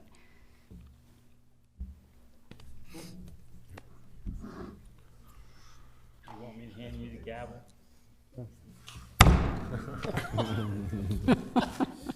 We're adjourned. So Sounds like we're done. Not sure they qualify. Orders. Thanks, everybody. Thank you. Thank you. I mean, I don't want to do it. Nobody except me was getting sleepy. Colin was, he was snoring a little. That's why when I saw that, I thought. I'm oh, impressed those really? guys No. stayed behind. They were behind you and never left. I mean, I try to be fair, but It is what it is. I know. 35 million sounds like I a know. lot, but it's peanuts. I mean, if you start thinking about all spend it all in one upgrade of Yes, stormwater or sewer. I don't miss these night structures. wanted to be sure when I saw that, and I thought, I didn't think it was appropriate. You know, And you don't want to quit, that's. roll it out from drips and drabs to, It is what it is. you know, everybody that asks, and then it's all gone. We didn't ask for any public comments. Peace. Disappear fast. All right. No. Well, we had it on the agenda. Is Mr. House Is still there, with is there us? anybody on? There's nobody on the phone, so. Oh, Comment. Thanks for using WebEx. Visit our website at www.webex.com. We have a Modern Maturity Center board event coming up soon. Yep, next meeting, next Wednesday. A social thing coming up there, right? Don't you have a, No, we already had it. there's something coming up that she said I had to attend. Sure what I'm doing yet. Some on her, on her. I don't know if it was Oh, here we go. He didn't hear it. Put it on the microphone.